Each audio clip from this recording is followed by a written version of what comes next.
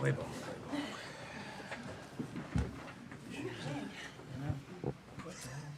Roll call vote, Dale Macklin, Yeah. Jerry Quirian, Yes. Ray Karen, Yep. Joseph Gravel, Yep. Jeff West, Here. Lee Trahan, Here. and Peter Drapo. Here. And do we have any disclosures of conflicts of interest? No. Approval of the minutes from the previous meeting, August 14th, 2023. So move. Second.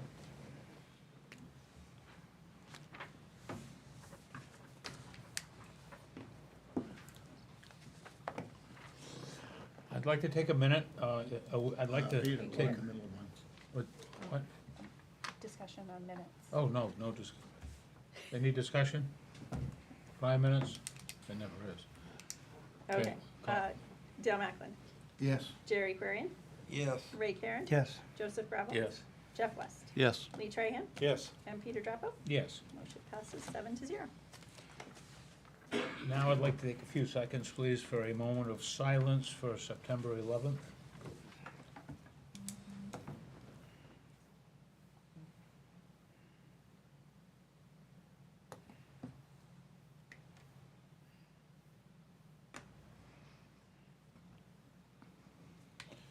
Okay. Okay. So under communications, we have boards, committees, and appointments. We currently have 2 applicants for Zoning Board of Appeals, Matthew Nail and Esther Miller, and 1 applicant for the Personnel Appeals Board, Kim Clifton. There's So- 2 openings on the Board of Appeals, right? There's 2 members and 1 associate member. So there's but 3 altogether. These are for regular members. Yes. So moved. Second. Are we doing them all together or one at a time? Other than, are any of these applicants present? Would you like to say hello? Good evening, everyone. I'm Esther Miller, up for Zoning Board of Appeals. Nice to meet you and see you again. Thank you.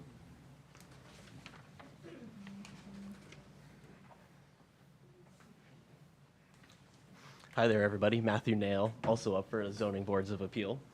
Nice to meet you all. Thank you. Anyone else? Okay, go ahead. Okay, so all together? Yes. Who was the motion again? I'm sorry. I second. We can do these all together, can't we? You should be moving to accept them all together, but you can. Do them one at a time. By the time we get done with that, just, So motion to approve Matthew Nail for the Zoning Board of Appeals? So moved. Second.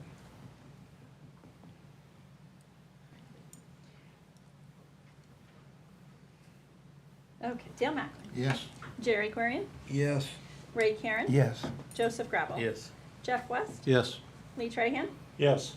and Peter Drapo. Yes. Motion passes 7-0. And a motion to approve Esther Miller to the Zoning Board of moved. Appeal. Thank you, Jerry. Second. Dale Macklin, Yes. Jerry Quirian, Yes. Ray Karen, Yes. Joseph Gravel. Yes. Jeff West. Yes. Lee Trahan, Yes. and Peter Drapo. Yes. And a motion to approve Kim Clifton to the Personnel So Appeals moved. Board. So move. Second. Dale Macklin, Yes. Jerry Quirian, Yes. Ray Karen. Yes. Joseph Gravel. Yes. Jeff West. Yes. Lee Trahan, Yes. and Peter Drapo. Yes. Motion passes 7-0. Reports of committees and commissions, town managers report. Thank you, Audra. Members of the public, esteemed council members, this is the report for August of 2023. In August, we did ice cream with the manager instead of coffee with the manager. It was well intended. I would also like to thank Councilors Trahan and Karen for joining. We had good discussion with the public, mostly surrounding road maintenance, our taxes, the revaluation process, and tax relief programs. These are important when people can get there, and I know there's people that want me to hold them at night. I've tried that once or twice and nobody's shown up, so if people will guarantee me they're gonna show up, I'll start doing other hours that are more convenient for people. Normally, if we change the time, I lose one group, pick up another, but we'll try to change it up periodically from time to time. Because that type of discussion that we have on those is really valuable. We held the annual MTCMA Managers Institute in Sugarloaf. That was held August 9th through 11th. Of interest, there was a full session on the revaluation process. I think our assessor, Judy Matho, has done a wonderful job of explaining the process to everyone. But the presenter from the state just kind of put it in a way that kind of made it clear exactly how everything worked. He explained everything in depth and explained that the process is mandatory. The state requires that you do it because in the state constitution, we are supposed to be equitable in the way that properties are assessed. So when you get too far down the road, you start seeing things get out of whack, which is where we were getting to here. It was eye-opening to see how many municipalities were either starting or in the middle of doing revaluations right now. There's tons of municipalities going through exactly what Winslow just went through. The experiences are also similar across the board among most of the municipality in terms of percentages increase that they're seeing in value. Many municipalities were certifying below 100%, and what that means is that the sale values are not matching up with the assessed property values, and that lowers your certification ratio, and the more your certification ratio gets out of whack, the more money the town loses in terms of the homestead reimbursement, the Betty reimbursement, and state revenue sharing. So the problem with not doing the reval is that we lose a lot of revenue. In Winslow last year, we collected $1.1 million in homestead and Betty reimbursement from the state and had another $1.5 million in revenue sharing. So if we lose even 10% of that, that's a pretty big burden that then gets, again, pushed back onto the taxpayer to try and make up that hole in the revenue. So I know it's been tough. I know that, and I empathize, it really does not seem fair when you're looking at values going up higher in the residential properties than they did in commercial. There's no way we could have foreseen that. So again, please call to have your assessment looked at, make sure that everything's correct. If you think that, for instance, we hear a lot that, well, my neighbor's property has more than I do, but I got assessed higher. There could be errors, particularly if they didn't go in and look at your home. So please set up an appointment to do that. And then there are other options available. There's the tax relief programs through the state. Any of you who were part of the LD 290 tax freeze last year will see your taxes this year at the exact same percentage, but next year you have to apply for one of the other programs because that LD 290 has been repealed. Shifting gears, we did hire a new tax collector and codes and assessing assistant. Her name is Vanessa Cody. She started with the town on August 22nd, and she really has been catching on very, very quickly. She's just very intuitive, super nice girl, and she's been researching a lot of her own questions ahead of time before asking, so she's really showing a lot of initiative, and I think she's going to be a great addition to our team. Your tax bills are out. I'm sure all of you know that. Unfortunately, you are seeing more of an increase in the residential side than the commercial side, and that's because the values on the commercial side were pretty much more accurate prior to the revaluation than the residential ones were. Judy Mathow has posted an explanation on the town website. It's right on the front page as a news article.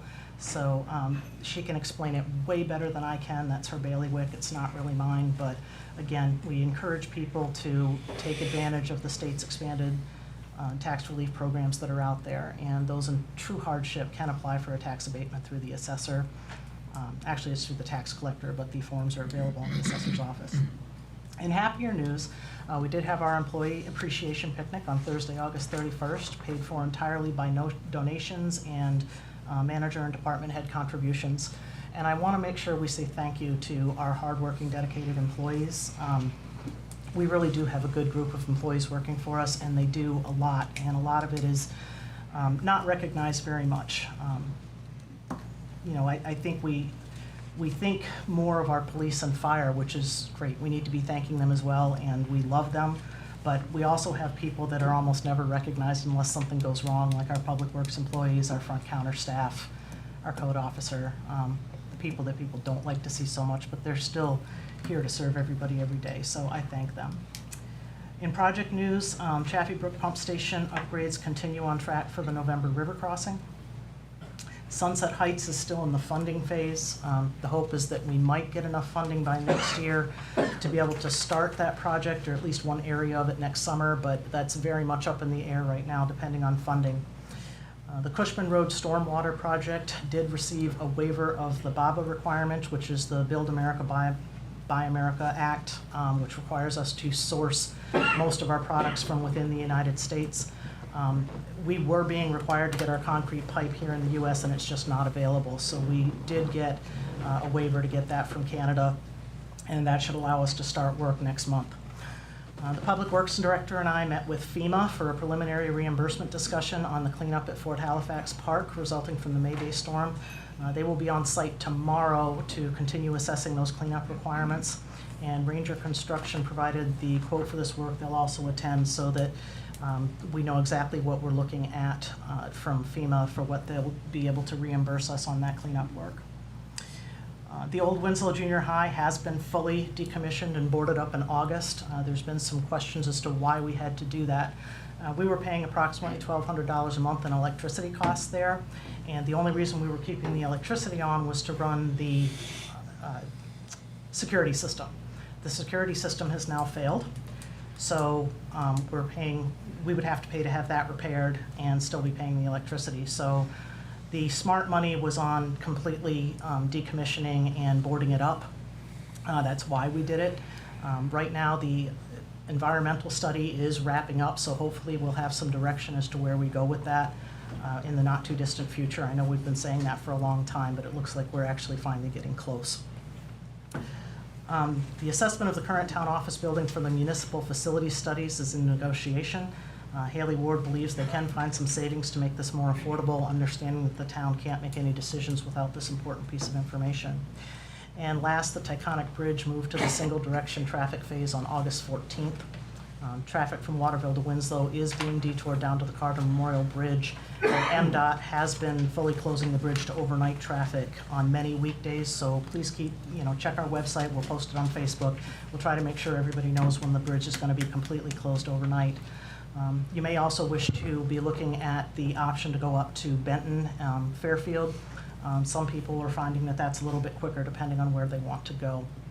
I do want to again repeat, this is an MDOT project. The town does not have control over this project.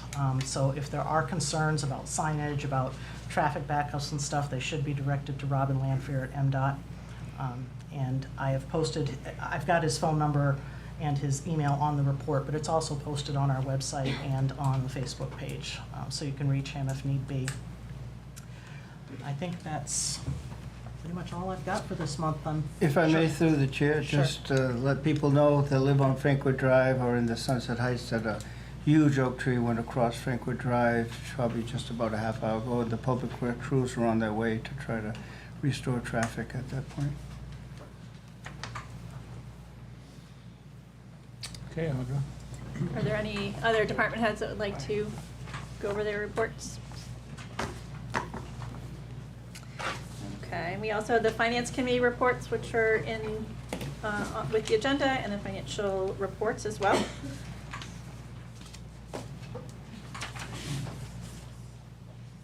Motion to approve the I have a motion to approve. Second. discussion. Any discussion? Dale Macklin, Yes. Jerry Aquarian. Yes. Ray Karen. Yes. Joseph Gravel. Yes. Jeff West. Yes. Lee Trahan. Yes. And Peter Drepko. Yes. Motion passes 7-0. Public comment. At this time, anybody in the audience that would like to talk about anything that's not on the agenda, you have 3 minutes. Yes, sir? I live on the Abbott Road. They just tarred the other end of the Abbott Road on the LB&N. So now it's a racetrack. I've gone to the police department 3 times. The lady in the front desk or the window won't let me talk to anybody. I don't know if that's common practice, but she keeps telling me I'll give them the message. These cars are going by my house at 70 miles an hour. The cops came up through, but they don't stop. They expect these speeders to pass them so that they can get them, I guess. They need to stop and sit there for a while, and they'll get them. I don't think it's too much to ask. I pay a lot of taxes. So, It's a town-wide problem. I live on Taylor Road, and they paved that 10 years ago. Well- And I should have the lighting system there for drag strips. yeah, The problem is, we've only got 2 police officers on at any given time. but they can come up there and sit for, there's certain times of the day, No, I understand. so. I get traffic going to Verde Drive in the morning and back the other way at night. I sympathize. Well, we need to do something so that they can just come up and park a car there. Put a car they're not using there. They can park it in my driveway. Okay. That might slow people down. Well, before the end of the evening, can you get together with me, please? Give me your address. Sure. And I bet we can do that. Okay. And one other thing, why would the light bill at the junior high be $1,200 a month when we're not even using it? I mean, It's on a demand meter. Demand schedule. Any 3-phase entrance, you pay a demand fee, no matter if you use it or not. wow. Commercial power. Yeah. Altogether different than residential. Yep, I don't doubt it. Sir, can I get your name? Louis, Moody? Louis, Louis. bourgeois. What's your physical address, Louis? 238 Abbott Road. I'm the last house in Winslow. On the Abbott Road. Thank you. Yeah, thank you. Anyone else?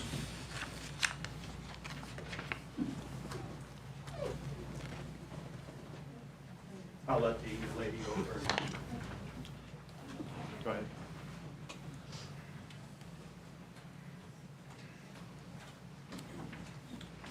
I know I'm gonna get quick here because I've got like 3 questions. Fran Hudson, Poland Street.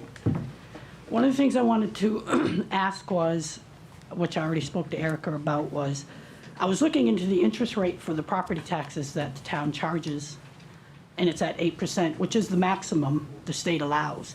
So my question was, why did you put it so high? Can you put it lower? Foreseeing and probably guessing the taxes, mine went up $1,600. If you could lower it, and I think it has to be an agenda for that to happen. So I'm gonna ask that somebody please think about doing that to lower it. You can, to lower it on the budget. And I have a question. I understand that it came out in the article, that PD is fully staffed.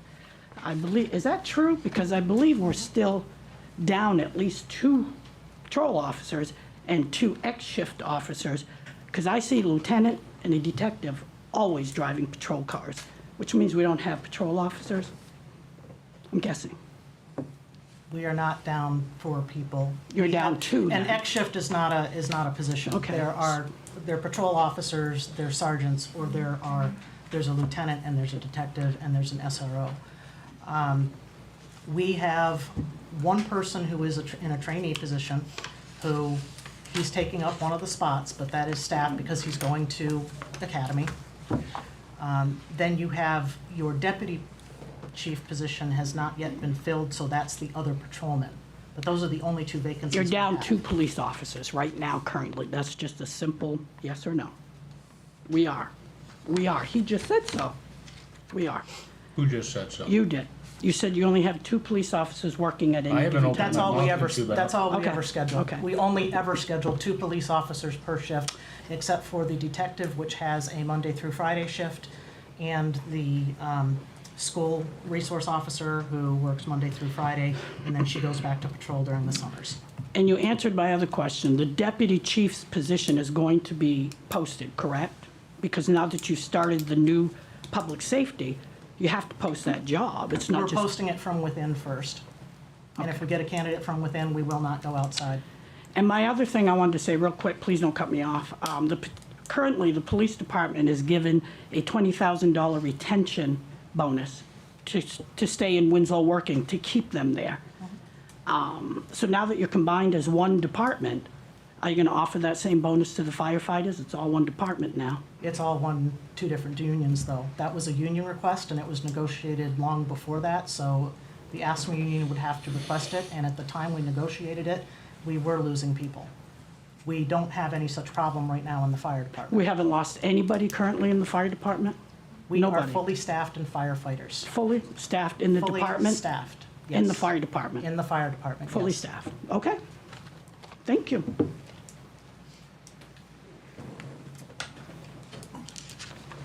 Mr. Drepo and counselors, you'll recall, you may not know the face, but you'll recall the name in the emails that I spent copious hours and many emails in 2021, beginning in 2020, 2021, and 2022, warning about the economic ramifications of the COVID constraints here in town. Could we have your name, please?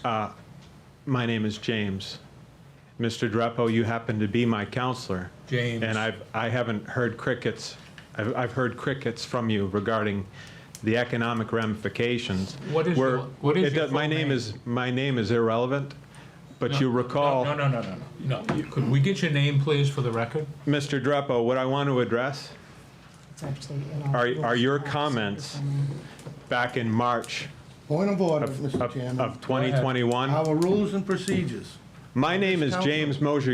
Yours, sir, is Mr. Lee, or no, that's the attorney. Macklin. Yours is Mr. Macklin. It's in our rules and Okay? procedures I'm that we get a the names. resident of the town. I'm a taxpayer here with unnecessarily a burden that I don't consent to. I warned you against the economic ramifications back in 2021.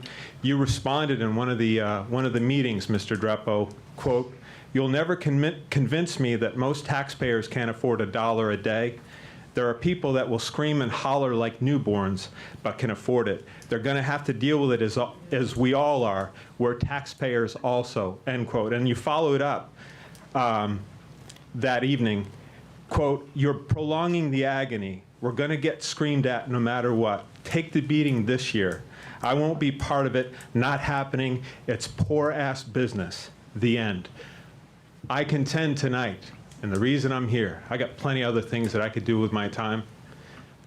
My property tax, assessed by complete strangers from Massachusetts that the town paid for to the tune of $200,000, my house has increased, according to the tax assessor, $120,000. I haven't done a damn thing to the house. In my mind, it's depreciated. It's criminal business, which you've allowed, and here's why. The bubble is in the process of bursting, Mr. Drepo. And we're going to be stuck with this new valuation. This is the new foundation. 10 years, maybe 5 years from now, when my property is devalued and the rest of the residents of this town, we're going to be stuck with that. And on top of that, our kids have been priced out of the market.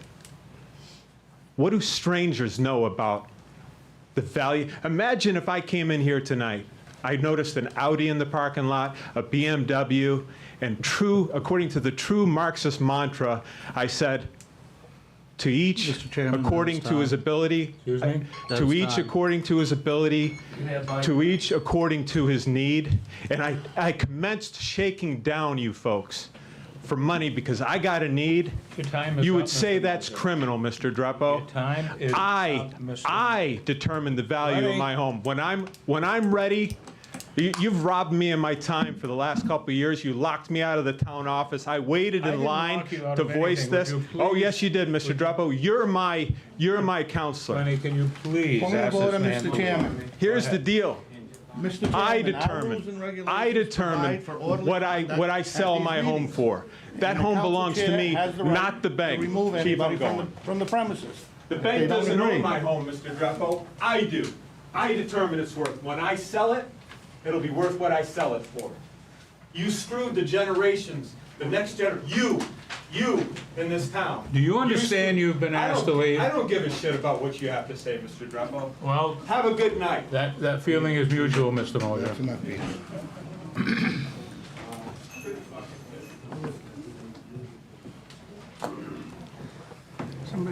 Somebody should go think you're gonna get a lot to see of if this. Lenny's okay out there, if he can handle it. If we get that disrespect, that's exactly how we're gonna handle it. My name is Roy Lord.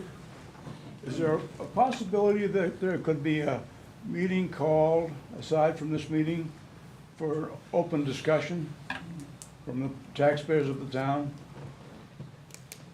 Rather than have to go by the agenda that you guys set? 3 minutes is not a very long time for someone like this gentleman, who obviously is upset.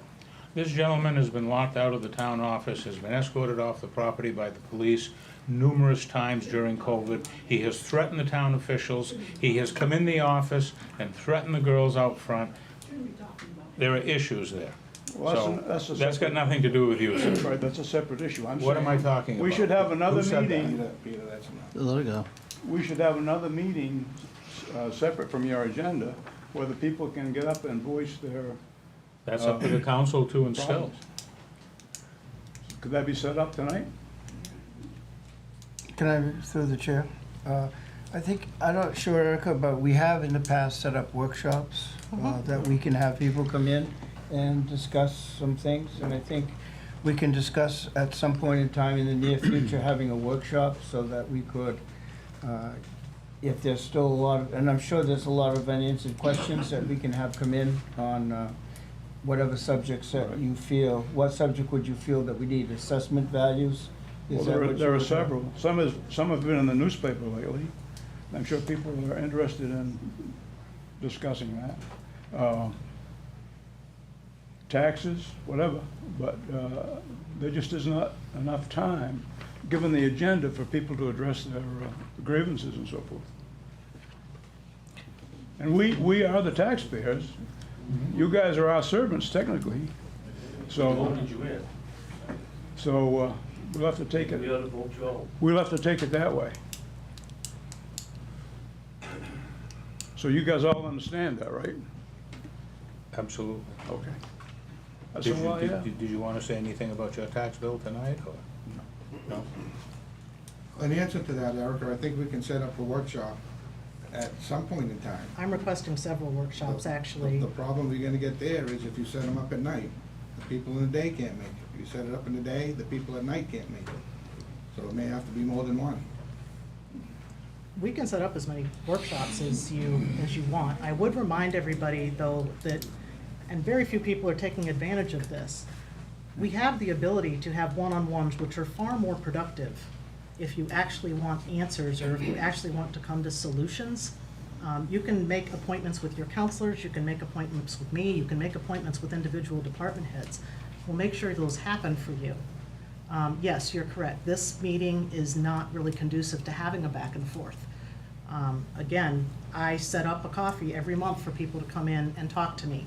And there's quite a few people in this room who are not working during the day, who could show up. So it's not just about the time of day I'm doing it. I encourage everybody to come talk to us. We can have a rational and educating discussion. So yes, we can set up anything the council wants to set up. Time of day will potentially be an issue. I would also point out as a reminder that there's, in my case in particular, I do a lot of meetings. These gentlemen here, they get paid $50 a month to do their meetings. So when we're having additional meetings, we're more than happy to do them, but understand that it's not as simple as just saying we're gonna have extra meetings. My clerk does not get paid any extra for all the additional meetings. So we're happy to do them, but I would ask that people be respectful about that and understand that we are also human beings who have families and people at home to attend to as well. And the more meetings that everyone is demanding at night or on weekends, eventually we're tapped out. I mean, this is. Kinda like us paying taxes. Yeah. What's that? Said kind of like us paying taxes. We all feel tapped out from time to time. If I might, through the chair, I think that workshops, in the past at least, have been very specific oriented. Yes, So we they have a topic, we talk about that topic. So it's not just people can come in and talk about anything, because, you know, people have, the meeting goes on forever and it's not as productive. If there's anybody that wants a special meeting, they can contact one of their counselors about a specific issue, whether it's assessment, whether it's something, whether it's a combination of a couple of things. I think that would be appropriate, and then we can schedule, or at least look into scheduling something about a I'd special like to see an meeting. open forum rather than anything specific.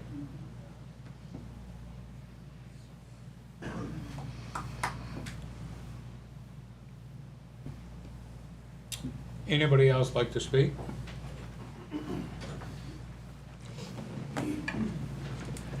Jeff Labonte, I live on Whipple Street, and I periodically see the ambulance heading towards Waterville. I want to know if they're just joyriding or what's going on. The ambulances go to the hospitals in Waterville. We also provide mutual aid, which Waterville also provides to us. Do they ever use their lights? Because I've never seen any lights on them, and they were headed towards the River Road in Waterville. They do use their lights. We can Well, follow up specifically the- with the fire leadership to find out more The about one I that. saw turned onto the West River Road and with no lights on. What are we doing in Waterville? We are over in Waterville regularly because, again, we're mutual aid partners. They will ask us, sometimes it's a transport from the hospital that does not require lights and siren. We transport Winslow residents back to their homes here from the hospital. We don't do it for anybody else. Those do not require lights and siren. So I can follow up on any specific incident you have that you want me to follow up on, and I will find out exactly what they were doing. But there are reasons for the ambulance to be in Waterville on a daily, multi-times-a-day basis.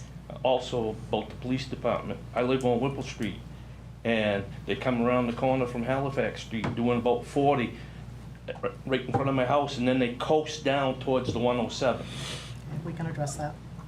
I'd like to see it. I've never seen a police officer positioned on Whipple Street. Never. When is it ever gonna happen?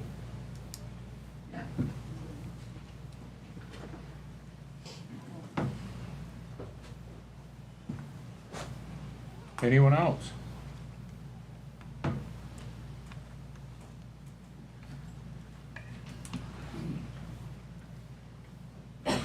Mark Lent, I live on Abbott Road, Winslow.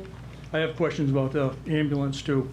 We pay, as taxpayers, for everything that that ambulance needs. The people, we pay for their schooling and whatnot. We pay for the supplies, medical supply, anything that's on that ambulance.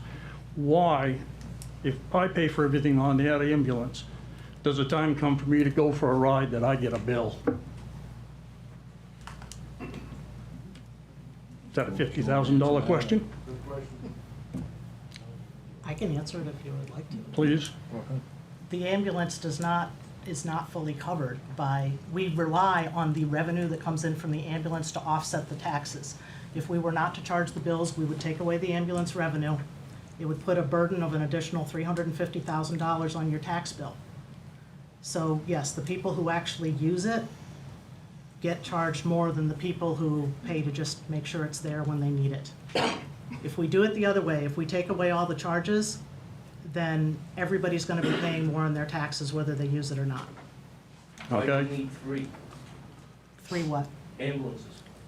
We actually only have 2 that we use. We have 1 in reserve, and that one's up for sale. Yeah, why'd we buy it in the first place? Because it was offered to us for $19,000. At the time, we wanted it as a backup. We don't need the backup at this time, so we're looking at selling it. But I can sell it for more than we bought it for all day. Call it an investment. It's newer than the one that we're using that's our primary original unit. All right, I have no kids in school. The school bus goes up and down my road all the time. Do the parents that have kids on that bus pay extra for those kids to transport themselves? That's not really up to the town. Well, The if I state get a- really sets up how we do transportation.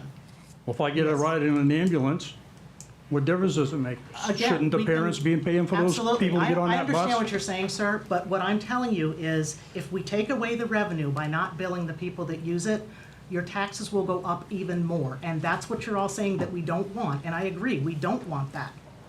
But if you take away a revenue source that offsets the expenditures for a department, then you're going to have to pay more in your taxes for that service. But we were fed the line that this was gonna pay for itself, it was not gonna be an issue, No, that that we were was gonna never the have statement to. that it was going to pay for itself. The statement was that That's it would not help what I got. offset what we're already paying for, because the personnel, originally when you got the ambulance, we were already paying for personnel to respond on emergency response, but we had a rescue, so we couldn't transport. So then residents would get a bill from Delta. We still responded, got none of the reimbursement from insurance, and Delta got the money, even though they showed up second. Your town people are still showing up every time.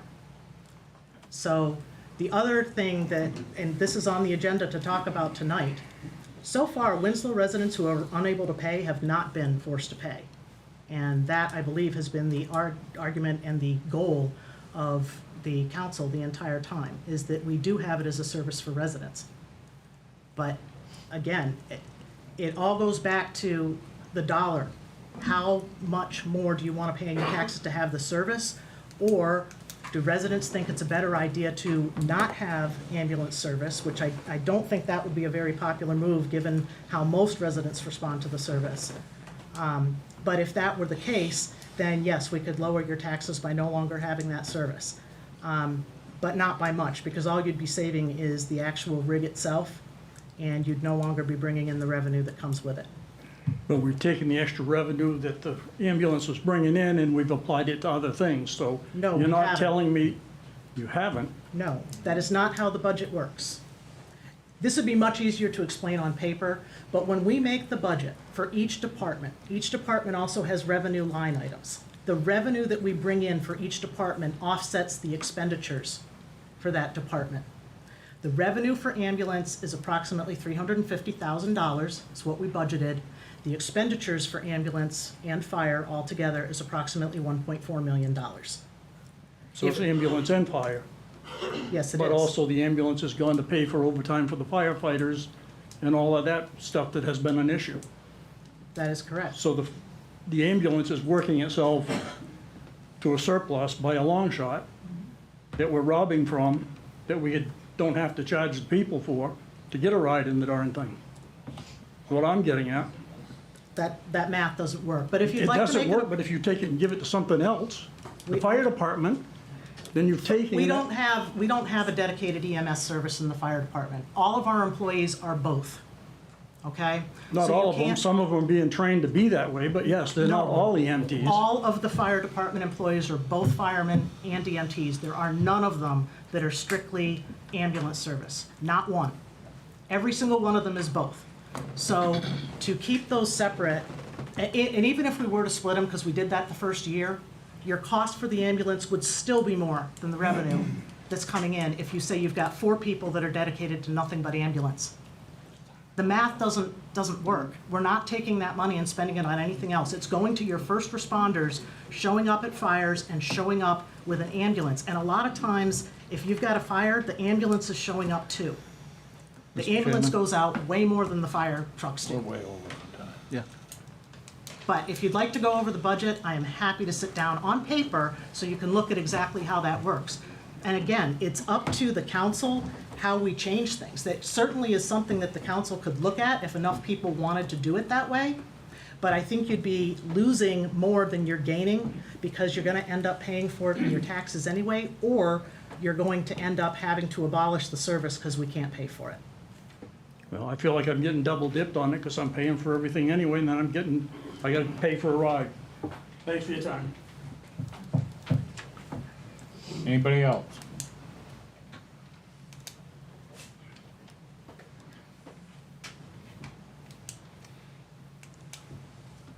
Okay. Audra, before we get to the agenda items. Oops. Oh, excuse me. All right, my name is Ryan Clark from Winslow. So this is my first time speaking at the meeting here. I don't really know where to start. I'm kind of surprised that everybody's not talking about the same thing, kind of the elephant in the room, but I can't pretend to get inside your heads and understand your motivation for drastically increasing our taxes. I mean, I can't believe that you want to hurt people, that you want people to be driven out of town. I don't think that's your motive. I don't believe that. I can't believe that. I can only assume that you believe you're helping us by increasing the taxes. Somehow, I guess. You think maybe that you can do a lot of good with all that money? I'm not really sure where all the money, I mean, if we're spending $1,000, $1,500 for every household in the town, that's a lot of money. I don't know where you expect to spend it or what you need it for, but the people of Winslow are struggling. Gas is twice what it was just a few years ago. Electricity is way up from a few years ago. Food, heating oil, gas for your car, everything is up. And now on top of it, we're trying to make ends meet. Now you get a massive increase in your taxes to go on top of that.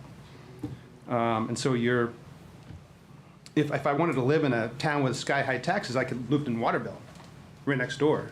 You know, we were living in Winslow. One of the reasons people choose Winslow is that the taxes are better. So I don't want us to try to turn into Waterville.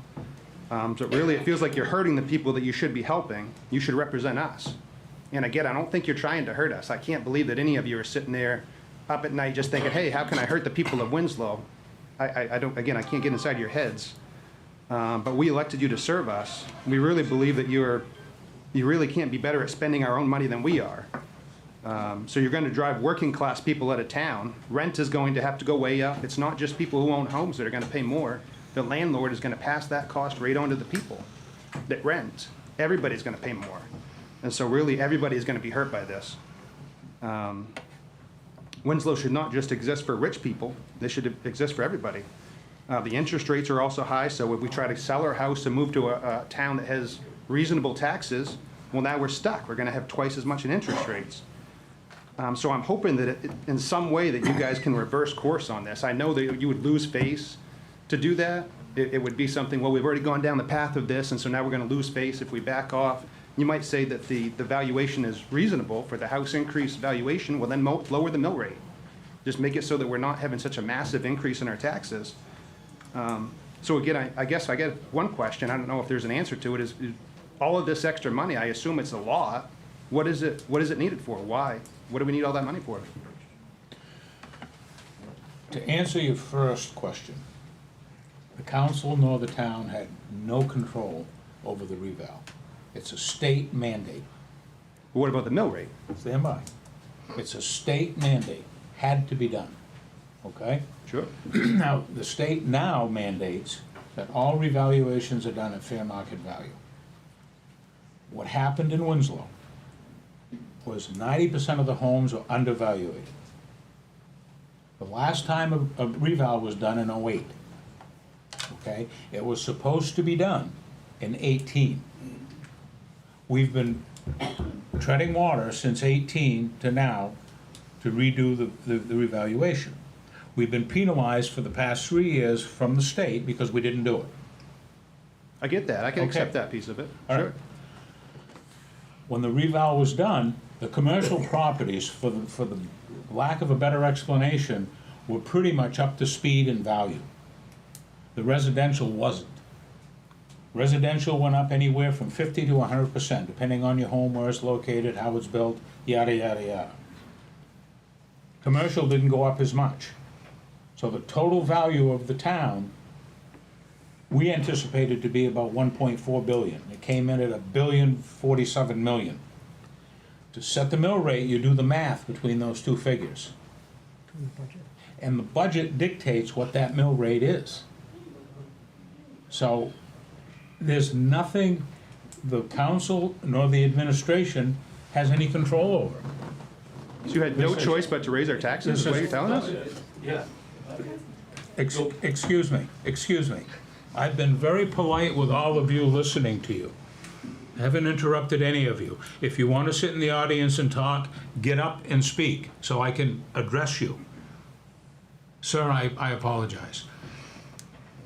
The mill rate was set on a calculation between the budget and the total town valuation. There's no extra money. We have to raise that. Our portion of the town budget is $15 million. The state matches that with another 15. Whatever we raise, they match. That figure didn't change after our budget negotiations in February. What happened was, commercial real estate didn't jump as high as residential real estate. So residential took a harder hit on the reval. And believe me, I understand. Listen, we live here too. We all pay the taxes you do. You're right, we're not trying to hurt anybody. But by law, we had to do this. There was no question about it. We were gonna lose 40% of revenue sharing this year had we not done it. That's $6 million, $6.3 million.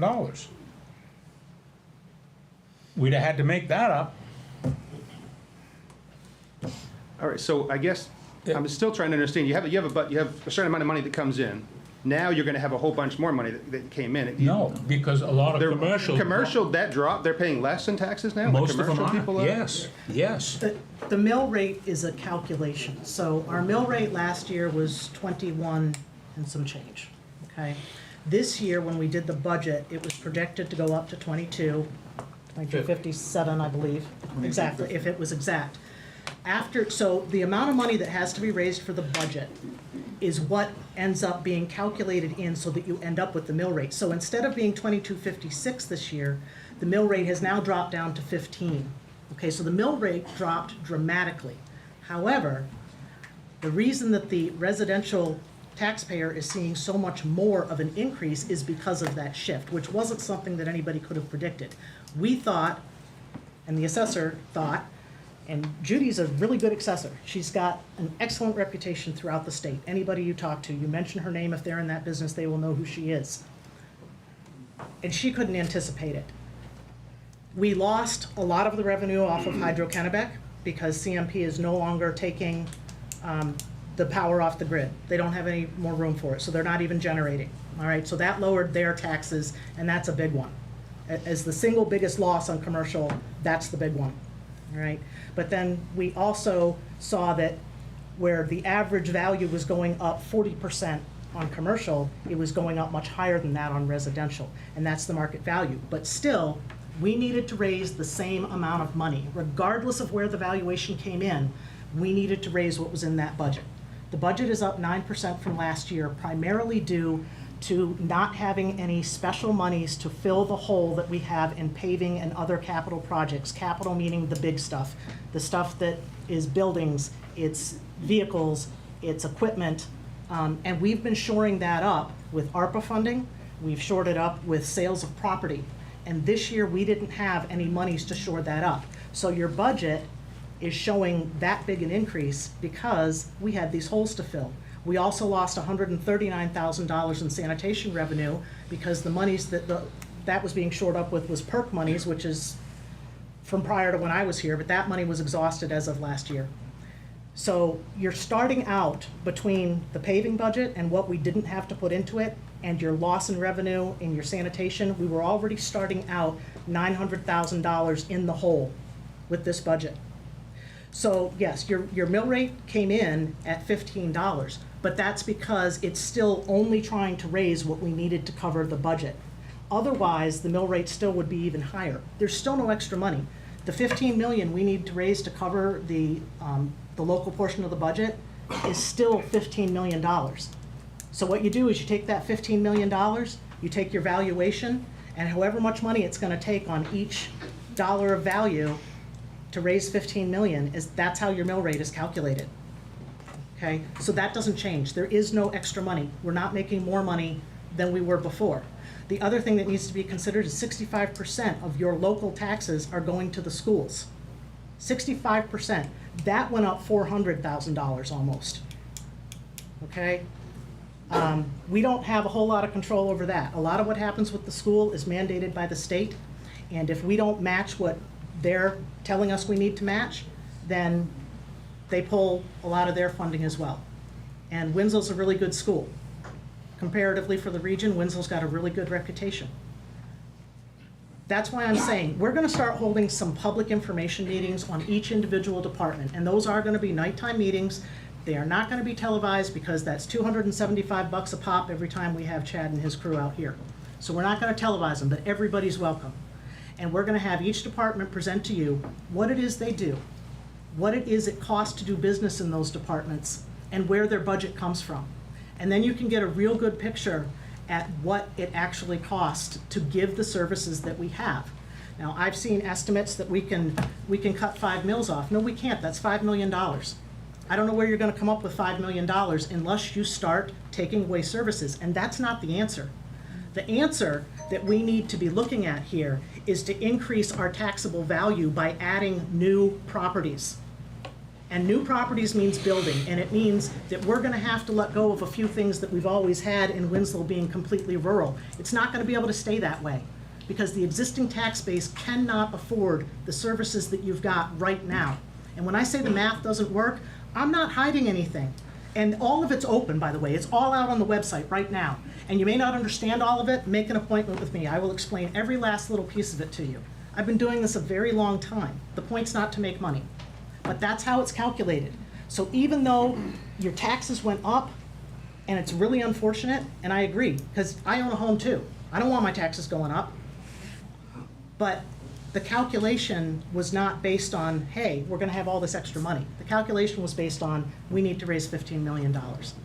And this is what the valuations came in at. Well, I'd be happy to have more building in the town. If there's anything that can be done to lower these taxes, I'd be That's what for we're it. trying to accomplish, believe me. Now, again, yes, a lot of commercial real estate taxes went down. Their value was already at where it belonged. So with the calculations, that's what happened. But every bit of this was state mandated, every bit of it. Had it been done, again, had it been done when it was supposed to be done 6 years ago, we wouldn't be having this conversation. But those people kicked the can down the road, and here we are, it fell in our lap. And we were at a point where we would have lost millions from the state. And I figured it out one day, and we'd have had to raise 8 to 9 mills to cover what we would have lost from the state this year had we not done the reval. It's all state mandated, nothing to do with us. When we saw the figures, I went in to see Judy, and she can stand up, and then I asked her, point blank, can we reverse this? Can we put this off? Is there any mechanism? What can we do? And she said, nothing. Nothing. We'll get hung. I'm not apologizing for, we agonized over this. We agonize over this daily. But again, people in my district, people not even in my district, I've never turned anybody down from coming in the shop, and I'll explain this. I'll spend 4 hours explaining this on paper, how it works. But I have no fix for it. All right. Well, if y'all could come up with anything, we would all appreciate it. I understand that, and we do our best to keep the budget in check, believe me. Thank you. Yes, sir. Go ahead, Louis. I got a question about, you're doing a study to build a new town office? 10, 15 years down the road. We're doing what the study is for right now is take a walk through that fire department, go out back and look where they have to live. It's deplorable, it's horrible, and that's part of this study. Well, looking at that building to see what it's gonna cost to bring it up to speed, to get it acceptable. what is that study costing us? $40,000, Okay. 48. We just spent a bunch of money out back at the police department, didn't we? We just- 8, 9 years ago. Yeah, and now we're talking about a new building. No, we're not talking about a new building right now, Louis. Well- We're not gonna build a building within our lifetime. Trust me on that one. Okay. The other thing that you need to consider with that, the reason we're doing the study is because if we're dumping a huge amount of money into that building to renovate it and only getting another 25 years out of it versus spending a little bit more and then selling that building, which is currently valued at 2.4 million, based on being a riverfront property, we could be better off long-term. And that's what we need the assessment for, because we don't know. Because sometimes the short-term savings creates a much worse long-term expenditure, and that's the idea. Well, I understand that, but we just did the parking lot, we just fixed the police department, and now, down the road, you're talking about another building. All we're trying to do is be proactive, not Well, reactive. it's here We're and there. talking 10 or 15 years down the road. Like I just told you, Louis, not in our lifetime. At our age, we're not gonna just, It scares me. well, things happen around here that, I mean, the parking lot, I don't think we needed the parking lot. That isn't true. That parking lot's full most days. The parking lot, the old parking lot was full all the time. There were cars backing into other cars constantly. We needed the parking lot. And by the way, the federal government paid for 80% of it. So, anybody else? Are we sure? One more.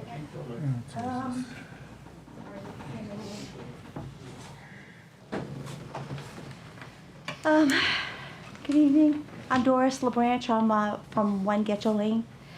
I had some ideas this evening I wanted to present to the council. You may have already looked into these ideas.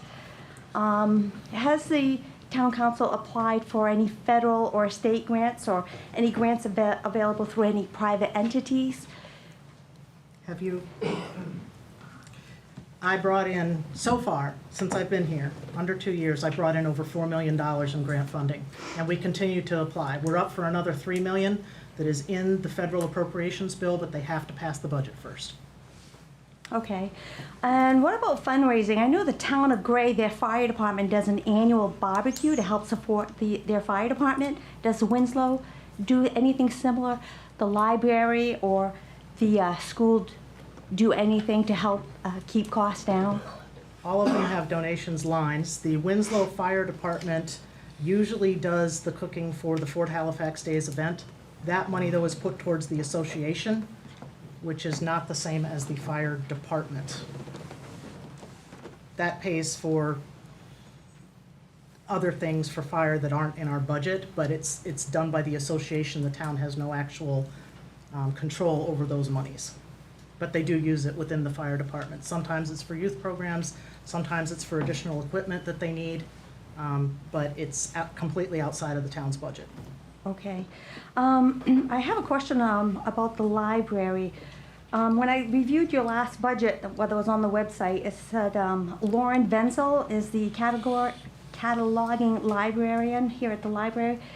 On the website, it said she's 33 hours, but when speaking with Lisa, she said she's up to 40 hours a week, and by the time you add the extra hours and benefits, it's going to increase the budget to $29,000? That's correct. She's a full-time employee now. Okay, so is it really necessary to have a full-time library when Waterville doesn't have a full-time library and they're larger than Winslow? I would let our librarian speak to that, but this library actually gets much heavier use than the one in Waterville. We're also getting the recognition of some of the private foundations that you were talking about for additional monies. Again, that was debated as part of our budget, and that was advertised that it's here. My guess is that you're not seeing a lot of the information because, like, for instance, asking me about the grant funding, that's been in the paper. It's been all over our website. Yeah, I don't bother with the paper. So, but also we've put it out on our Facebook pages. I've got it on our website. So we're trying to get that information out there. Yeah, I And don't do think all of- social media either. I just go straight to your website. Okay, And I so didn't it's on the website. Okay, I'll just have to as navigate that All of our again. meetings are posted there as well. So when budget hearings, when the budget workshops are coming up, that's when we're discussing how the budget is made. And that's when the council is considering what tweaks they're gonna make to each individual budget. Okay, my next concern is the Winslow Youth Football, they got a 58% increase in funding from the town. Why are they not funding themselves? The council decided that they have never asked for an increase. When they did, we gave it to them. The future is in our children. We keep children playing sports. Oh, I agree, I have 4 children. All right, then. But I mean, But I think if you look at the 58%, that was only a couple $100 increase. I don't have that number in front of me, I'm Yeah, sorry. we're talking. But still, a few thousand here and there, Okay, it's been adding up. Time. Um, But, Oh, sorry, I did have one other question. Last month when I was here, you guys voted to spend an additional $33,000 to send the engineers back out. And tonight, I heard somebody say the price went up to $48,000. So within 1 month, there's a $15,000 increase. No, the original price was $48,000. We're still And we haven't voted to do the other 33,000 for additional studies. That's in negotiation. Right, why would you do additional studies now if you're pushing that back 10 or 15 years? That doesn't make sense. Do that study at that moment in time so you have an accurate study. The additional. Because we need to start saving the money now. We need to start planning that into our capital budget.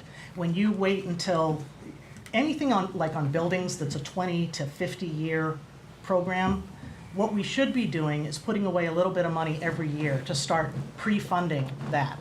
Right now, we have no idea what the best way to go forward is. So So that that's- is your intention then, to build a whole brand-new building? No, our intention is to determine whether it's better to rehab the one that we've got, which, by the way, is probably gonna be upwards of $7 million. And it will only get more expensive the It further doesn't down cost the that road much we maybe go. to remove mold from a town office? Okay. That's not, again, Time's up by 5 minutes. appointments. You can talk about the actual numbers. Okay, thank you. Anybody else? Okay, move on. Okay, Audra, before we get to the items on the agenda here, I would like to make a motion to suspend the rules and for the purpose of adding to the agenda a resolution concerning the mainly crisp business. That is not on the agenda. We need to move to suspend the rules to allow that to be on the agenda. Could you read the resolution? sure.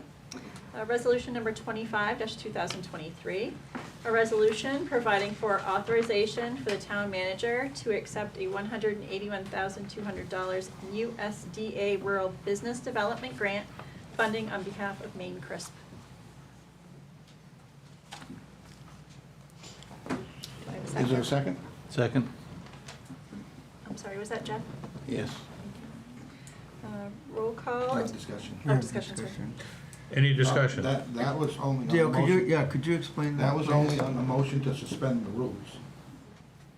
That we're gonna vote on first. Yeah, we're gonna get to it in the agenda, aren't we? No, this is not in the agenda. This is. Okay. First, we was have to kind of vote on last the minute. motion to suspend the rules. Okay, go ahead. Okay, Dale Macklin, Yes. Jerry Querian, Yes. Ray Karen. Yes.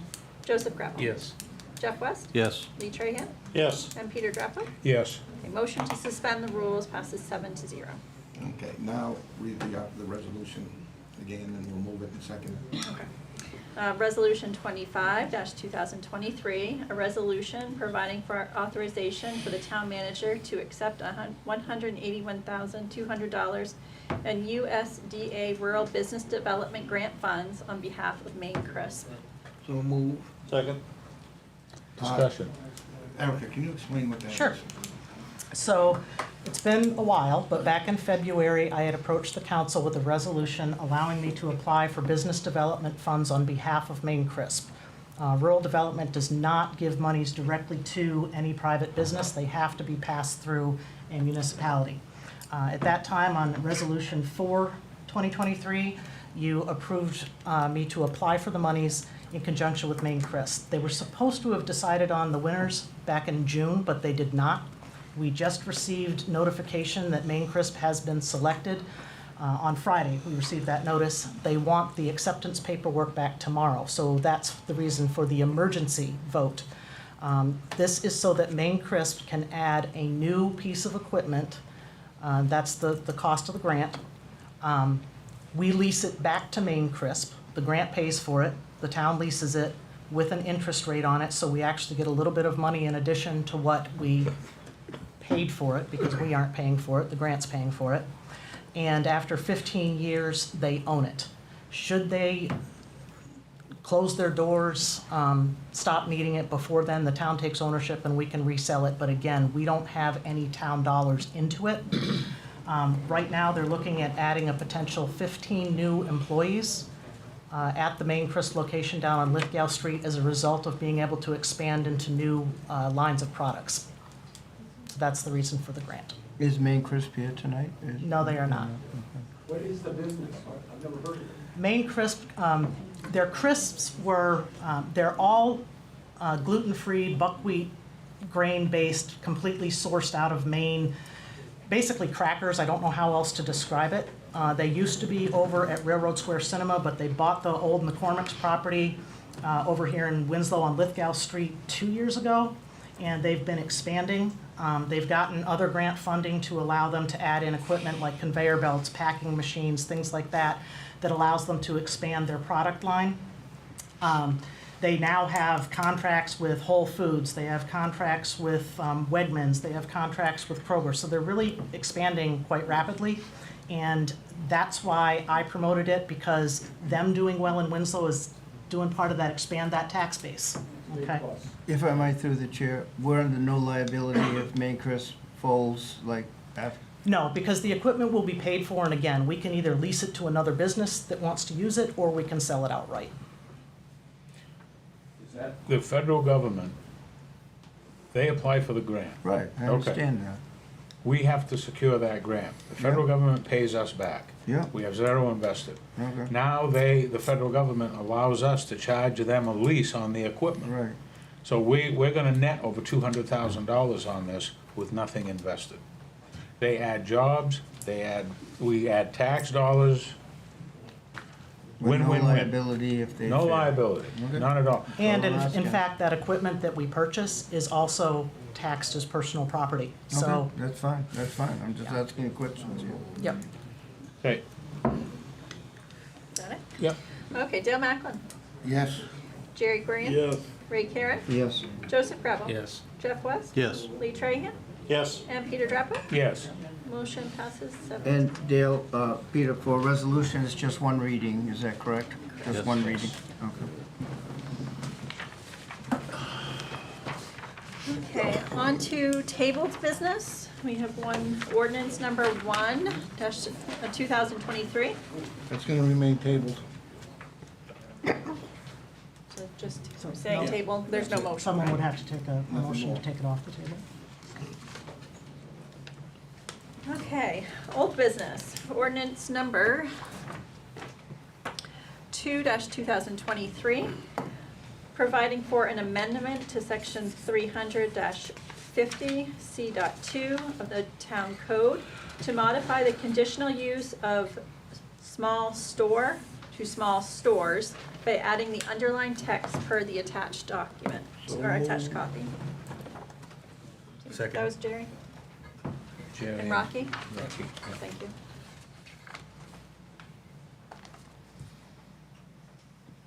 Discussion. Okay, go ahead. Dale Macklin, Yes. Jerry Kurian, Yes. Ray Karen. Yes. Joseph Gravel. Yes. Jeff West. Yes. Lee Trahan, Yes. and Peter Drapo. Yes. Motion passes 7-0. So, correct me if I'm wrong, Erica, he's gotta wait 30 days now? It'll take 30 days for the ordinance to go into effect, yes. Yes, this is the second reading.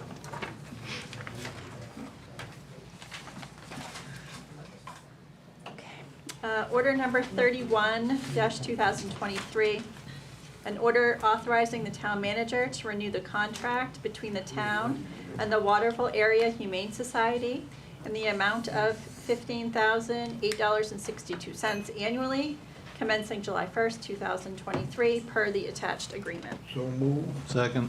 Discussion?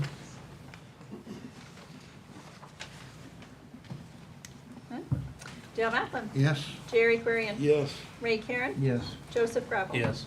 Jeff West. Yes. Lee Trahan. Yes. And Peter Drapo. Yes. Motion passes 7-0.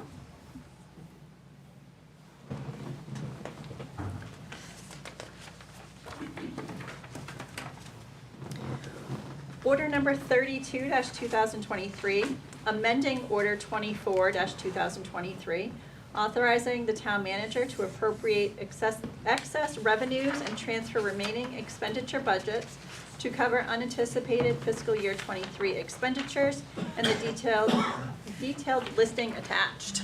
So moved. Second. Discussion. There being none? Dale Macklin. Yes. Jerry Kurian. Jerry? Yes. Ray Karen. Yes. Joseph Gravel. Yes. Jeff West. Yes. Lee Trahan. Yes. And Peter Drapo. Yes. Motion passes 7-0.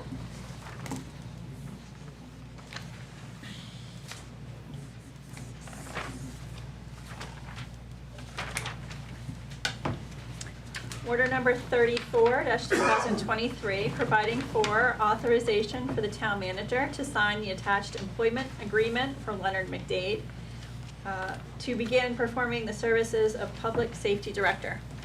So moved. Second. Discussion.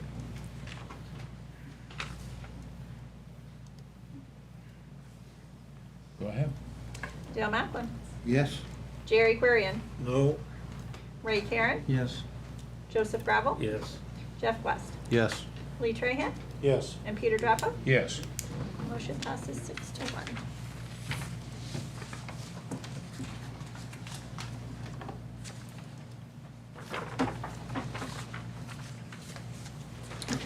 Okay, on to new business. Order number 35-2023, providing for authorization for the town manager to sign a contract with Mantor Construction of Maine for winter sand not to exceed $28,000. So moved. Second. Discussion. Go ahead. Dale Macklin. Yes. Jerry Querian. Ray Karen. Yes. Joseph Gravel. Yes. Jeff West. Yes. Lee Trahan. Yes. And Peter Drappo. Yes. Do we need to move that one? I believe we have time on that one because we won't start hauling until October. Okay. So, the next meeting is gonna be on the, yes, Is there a holiday in there somewhere? we do have a holiday in there, so next month's meeting will be on a Tuesday instead of a Monday. Paul, do you want us to waive the second reading on that? Okay. Make a motion, we forego the second reading. Second. Discussion. Go ahead. Oh, I can't write that quick. Dale Macklin. Yes. Jerry Querian. Yes.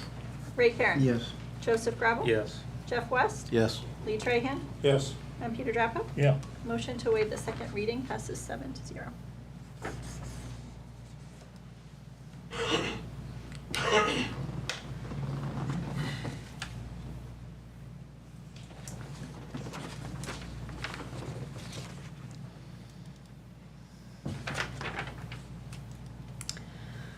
Okay, resolution number 17-2023, providing for authorization for the town manager to accept a donation from the Lee Edward Fitzgerald Living Trust to benefit the Winslow Public Library. So moved. Second. Discussion. What's this Fitzgerald Living Trust, a Lee Edward Fitzgerald Living Trust? What's the Pieces out amount? there. It's $25,000. Lisa can provide more information on the grant itself if you would like her to speak. It's just a very generous donation from a living trust. We really don't have much more information than that. It's an outright donation. Is there any, what would I say, stipulations? Not that I know of. Once it's accepted, I will be able to get a little more information from the lawyers, but they haven't told me that there are any stipulations to it. I'm all set. Go ahead. Okay. Dale Macklin. Yes. Jerry Querian. Yes. Ray Karen. Yes. Joseph Gravel. Yes. Jeff West. Yes. Lee Trahan. Yes. And Peter Drappo. Yes. Motion passes 7-0.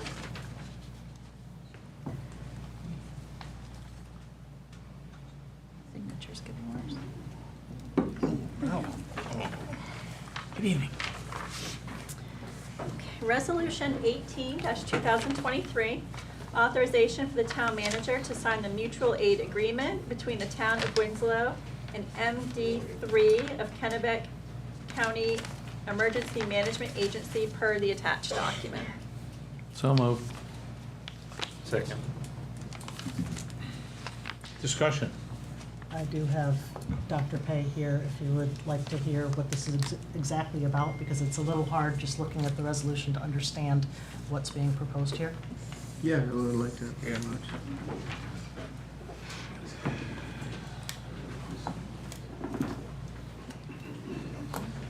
Thank you. I'm Dr. Tim Pei, and I'm the one of 5 physicians on this county-based physician response team. So this is a specialized team of emergency physicians that are available throughout the county, Kennebec County, to respond to any extreme injuries or extreme illnesses that would warrant a physician skill set that's beyond paramedic skill sets. There are probably 60-plus similar teams in the country. They're more common in urban areas, Boston, Chicago, New York City. We just happen to be lucky to have physicians interested and skilled enough, as much as 5. These docs will be coming to Kennebec County from Bangor area, Brunswick area, Freeport area where they work, and other ERs down there to come up and pilot this idea. So we basically are looking to do it for a year and see if it's valuable enough, and then watch it closely and see if this is something we can bring to Maine. There's no cost to any of this towns. This is provided by the county. It's provided by the Emergency Management Agency.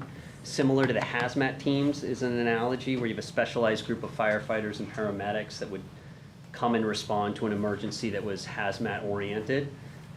That's a specialized set. We're representing that for medicine. It's essentially bringing an emergency physician to the scene, and we're equipped to do as much as we could in the ER on scene. So I'm happy to answer any other questions. So it would be the response to a disaster or multi-trauma type of situation in a given area? Exactly. So a school bus rollover would be a good example. We also serve as a skill set of paramedics. So even in the simplest, if there's no paramedic available and we're close enough, we can serve that role. How do you get called? How do you? It's by request. So if you're a paramedic on scene or an EMT on scene, you would call your dispatch and request a physician, similar to requesting life flight is another analogy. And oftentimes, we'll step in if we can get there and life flight can't, because we'll have the same skill set and a little beyond. So if weather is prohibiting life flight's response or they're on another mission, then we're a second stopgap. This is really all hands on deck to help stabilize EMS is what this is. So anything we can do to offer, we're trying to step in. Thank you. Thank you. Thank you, Dr. Peck. Consultation with counsel on rights and responsibilities. And that's subsection E. So you got A and E. Yeah, keep going. Both- 2 reasons. Dale Macklin. Yes. Jerry Quirian. Yes. Ray Karen. Yes. Joseph Gravel. Yes. Jeff West. Yes. Lee Trahan. Yes. And Peter Drappa. Yes. Motion passes 7-0.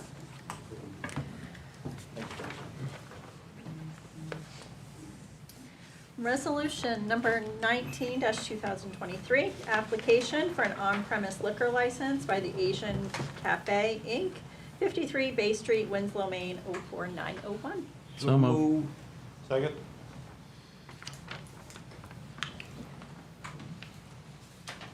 Discussion? Any discussion? None? Dale Macklin. Yes. Jerry Quirian. Yes. Ray Karen. Yes. Joseph Gravel. Yes. Jeff West. Yes. Lee Trahan. Yes. And Peter Drappa. Yes. Motion passes 7-0.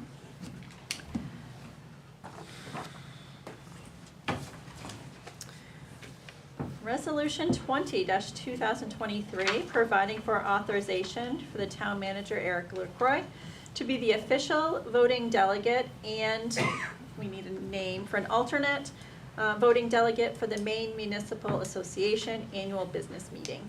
So moved. Second? Discussion? We need a You need nomination to, Oh, for the alternate. you need to add, yeah. Does Judy attend those or no? Judy attended last year, but I don't know if she's signed up this year. I don't think I have anybody else signed up this year. I'm planning on going, so unless I get hit by a bus, the alternate won't be needed, but I'm signed up to be there. But yeah, if something were to happen last minute and I couldn't attend, I'd be calling whoever the alternate is. Would Audra, would you? It seems though that would be somebody who's in the know. That's up Sure. to you all.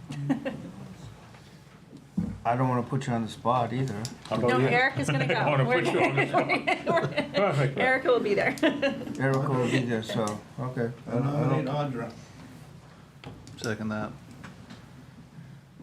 Looks like you're getting elected. I guess so. Discussion?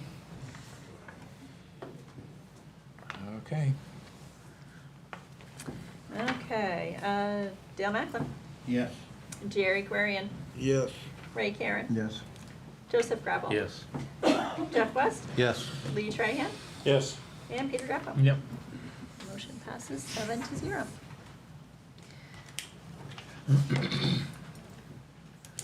Resolution 21-2023, providing for authorization for the town manager to accept payment of $17,500 of final settlement for personal property taxes owed by MSR Recycling for tax years 2016 through 2023. So move.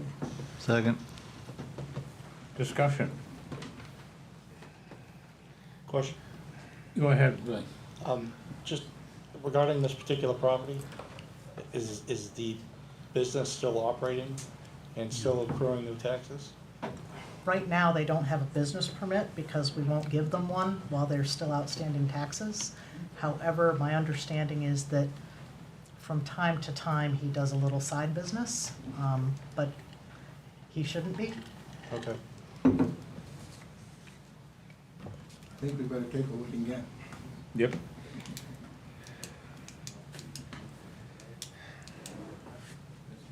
I think this issue is extremely, you know, it's not complicated, but there's such a history and such a story behind it that it's hard to accept. It's hard for me to sit here and accept a small amount of money with actually the amount of money that's due on this piece of property. But I see no other way around it at this particular time, given the discussions that we've had in the past. No, and I'm assuming Bill spent quite a bit of time getting this amount of money. There is a $145,000 judgment lien owned by TD Bank in front of this. And so you could no way to force a collection. And secondly, a payment plan had been worked out with TD Bank, and it did not get paid. We have money in hand, So we have money in hand. Yeah. and we're not going to get it otherwise. Okay. That's it. Just for the heck of it, Bill, what did it cost us to get the 17,000? Maybe about 3,000. Okay. It's an estimate. Okay. Yeah, go ahead. Okay, Dale Macklin, Yes. Jerry Querian, Yes. Ray Karen, Yes. Joseph Gravel, Yes. Jeff West, Yes. Lee Trahan, Yes. and Peter Grappo. Yes. Motion passes 7-0.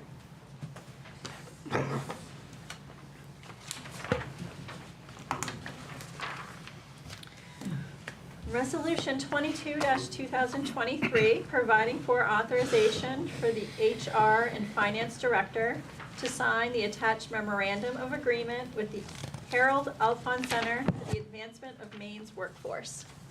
So move. Second. Discussion? Could you just explain what that's Yeah. for? Tanya, would you? I made Tanya come to the meeting tonight so she could explain what this program's about. It's good for you to be here. I love you guys.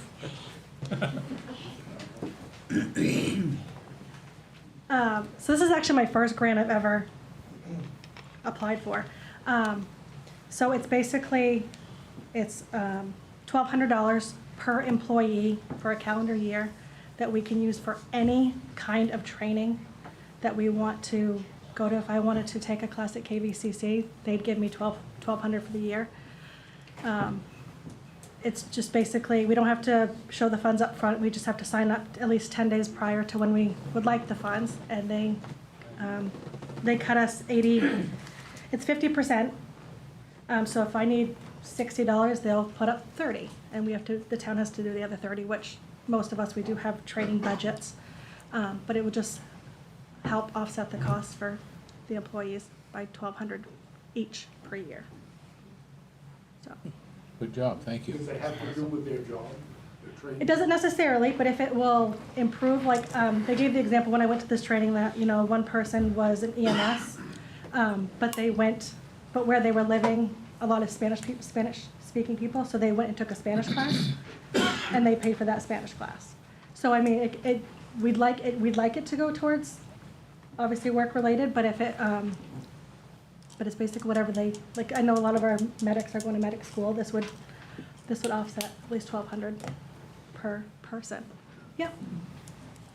And we have the tuition reimbursement. And we have which the this can tuition be reimbursement used- also, yeah. This can be used towards that, so. Great. Is there a limit to this? We'll call it a grant. All I know is that it's $1,200 per person per year. As of right now, this is the second year that they've started it. It does, right now, they support 50% as of right now up until 2025. So if the limits, the contribution changes after 2025, I'll find out then. But right now, they reimburse up to 50% up until 2025.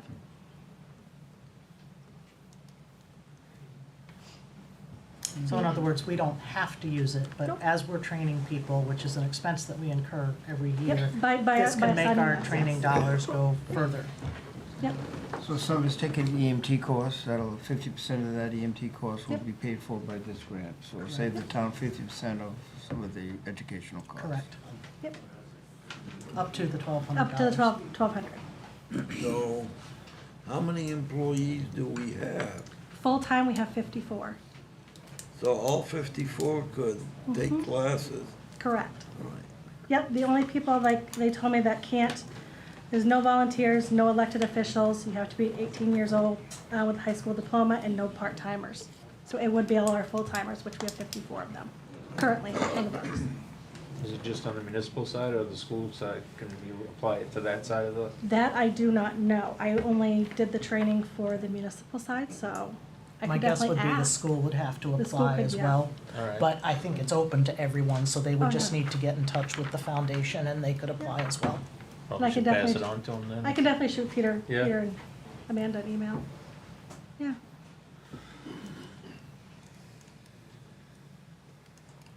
Thank you, Tanya. Thanks. Good job. Thank you, good job. Anyone else? Any other discussion? Okay. Dale Macklin, Yes. Jerry Grant, Yes. Ray Karen, Yes. Joseph Preble, Yes. Jeff West, Yes. Lee Trahan, Yes. and Peter Drucker. Yes. Motion passes 7-0. Resolution 23-2023, providing for authorization for the town manager to proclaim September 17th through the 23rd, Constitution Week, as requested by the Daughters of the American Revolution. So move. Second. Discussion. Yes. Can I get a little more clarification exactly what, we proclaim it, but does anything really change with the workings of the town? It's more ceremonial than anything else, but it's beneficial to them to say that we've had these towns proclaim this Constitution Week, and it's, we announce it then. There's no money changing hands or any kind of actual award or anything like that. We've been doing this every year since I've been here, and I'm pretty sure Mike Heverner did it prior to me. Is there something we put, like maybe a banner on the town website saying that during that week or something? Yeah, and before we had the new website, we would put it up as a news item. It just wasn't very good to see, but now that we have the new website, we can do a nice news article on it. Okay, thank you. There is a bell ringing ceremony they'll hold at the park on one of those days. Right. The DAR Yes. people. Any more discussion? Okay, Audra. Dale Macklin, Yes. Jerry Corrigan, Yes. Ray Karen, Yes. Joseph Preble, Yes. Jeff West, Yes. Lee Trahan, Yes. and Peter Drucker. Yes. Motion passes 7-0.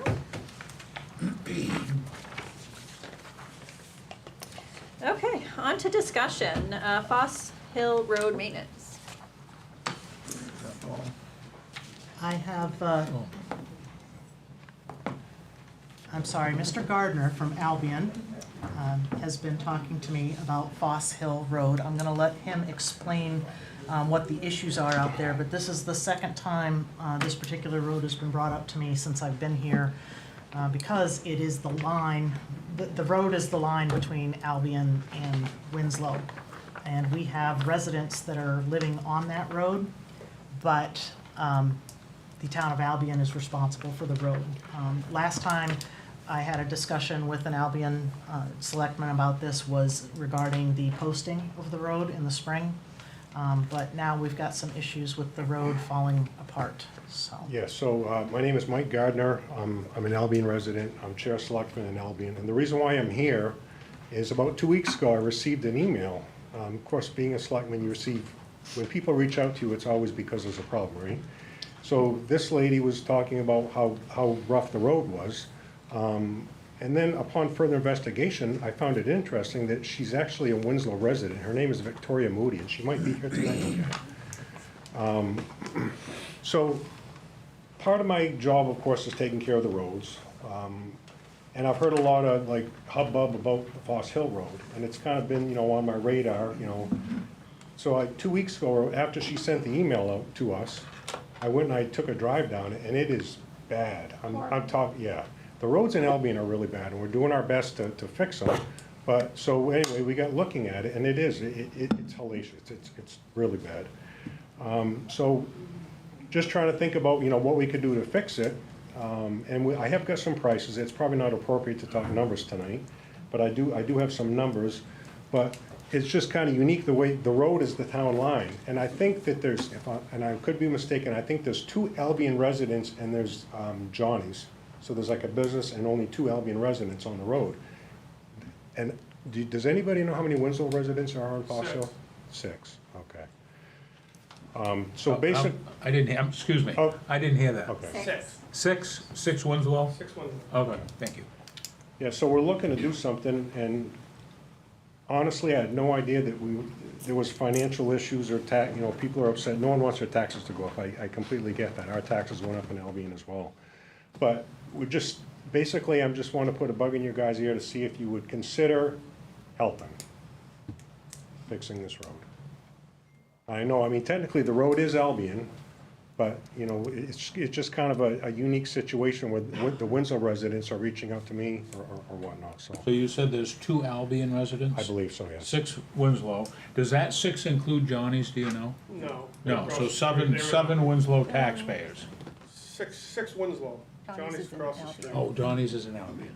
I think on the east side is Albion, west side. Do you want to get down the middle of the road or one side? Where's the, whole road is Albion. Can I make a comment on that? Yeah, go ahead. You want me up there? Sure, please.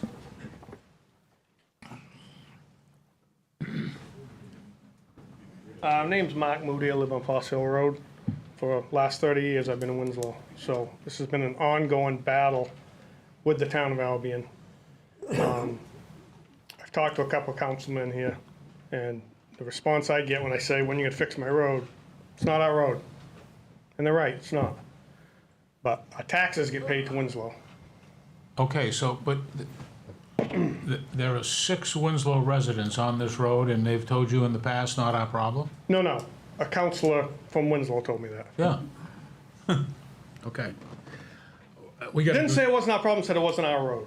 Well, So- might as well say it's not our problem. But- So I turned I addressed my problems to Winslow, to Albion. At the time, the woman that was in Albion could get absolutely nowhere with her. This has been an ongoing email thing for a long time. She would say, you pay taxes in Winslow. Yeah, you pay your taxes to Winslow, so why should we fix the road? So that's the dilemma we're in, Okay. as far as that goes. We gotta do something about this. How long is the road, do you know? It's about a half a mile, because it turns into Benton on the other end. Okay, so the Albion part of the road is Albion a part, it's half a mile. 4,980 feet or something. It's just shy of 5,000.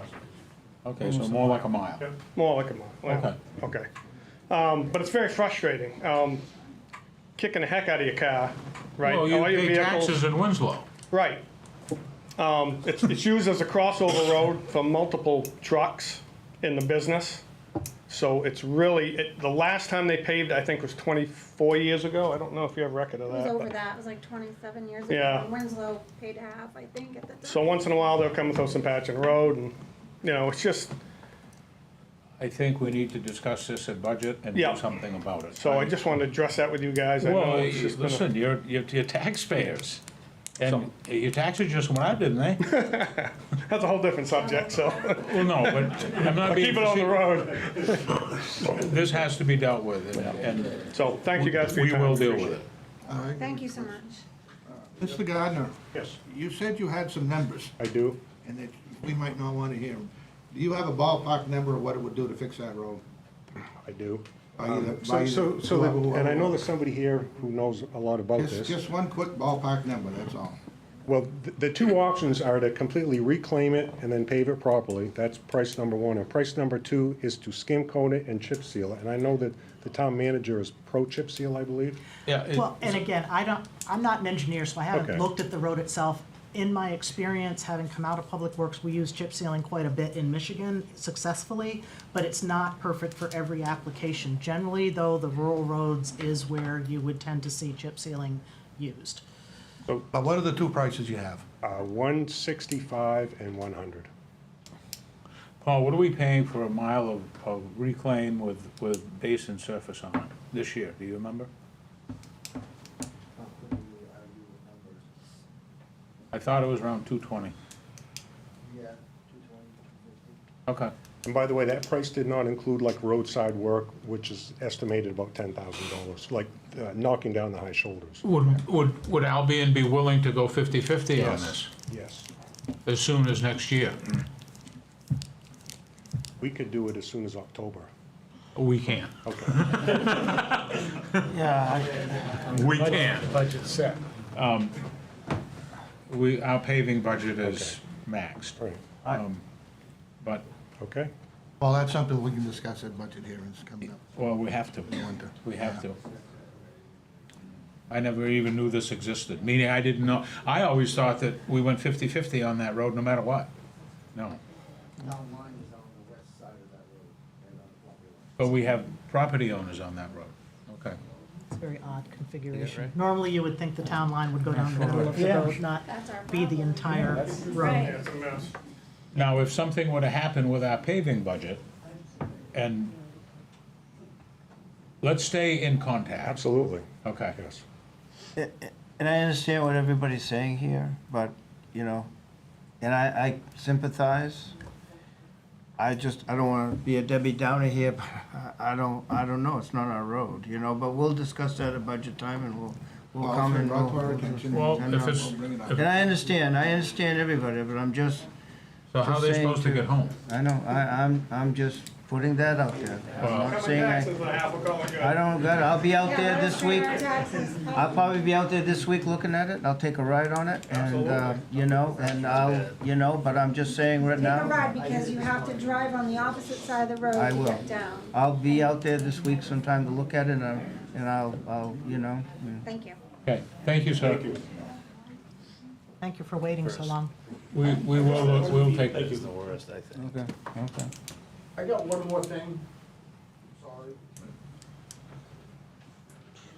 We're giving you a lot of leeway, Louis. I know. Yeah, this is good, this isn't bad. But the Abbott Road is a crossover from Fairfield to China.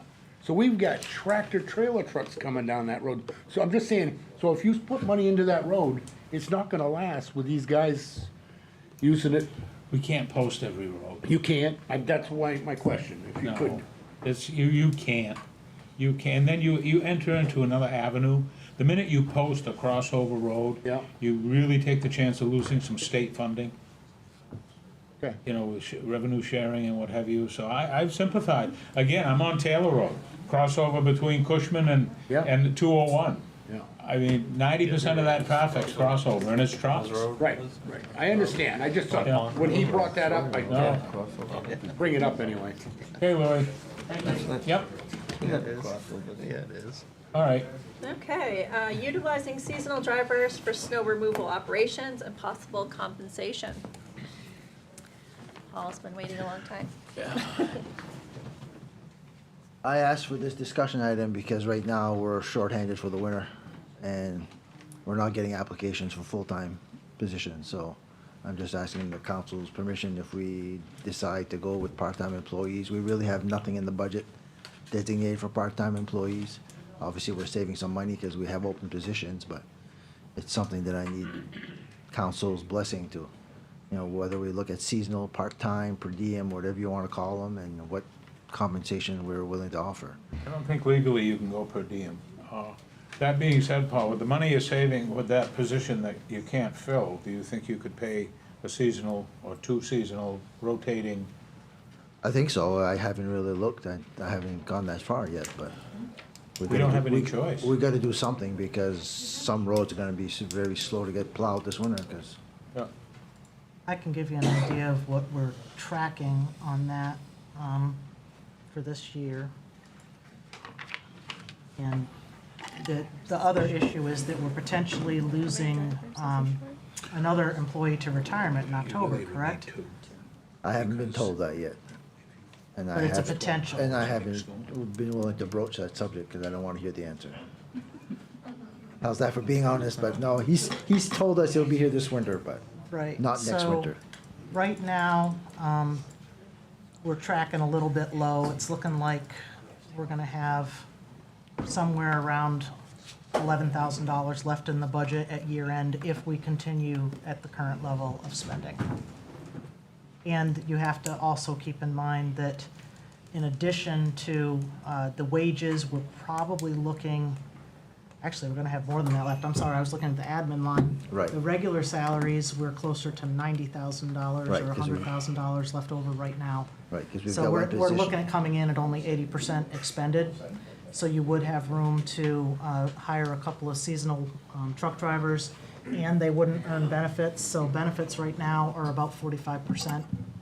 So, I don't Yeah, see a problem with the money, Paul. I see a Right. problem with finding people. yeah. Well, and that becomes the issue where there might be people available that are collecting unemployment, that don't want to work for a shift a week. You know, do we explore giving these guys guaranteed 40 hours so we can get them in here? I don't know what the answer is. I've never had to deal with this.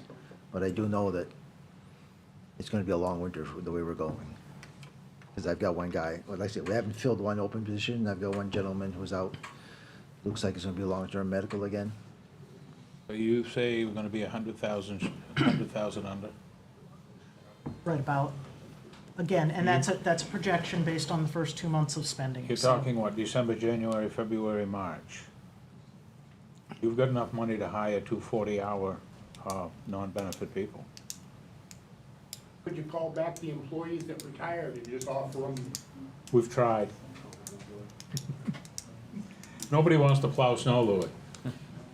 Question? Middle of the night, yeah. I mean, we're not the only ones. DOT's got probably 200 positions open statewide, you know, and it's just, Question through the chair? Oh, I'm sorry, Lee, go ahead.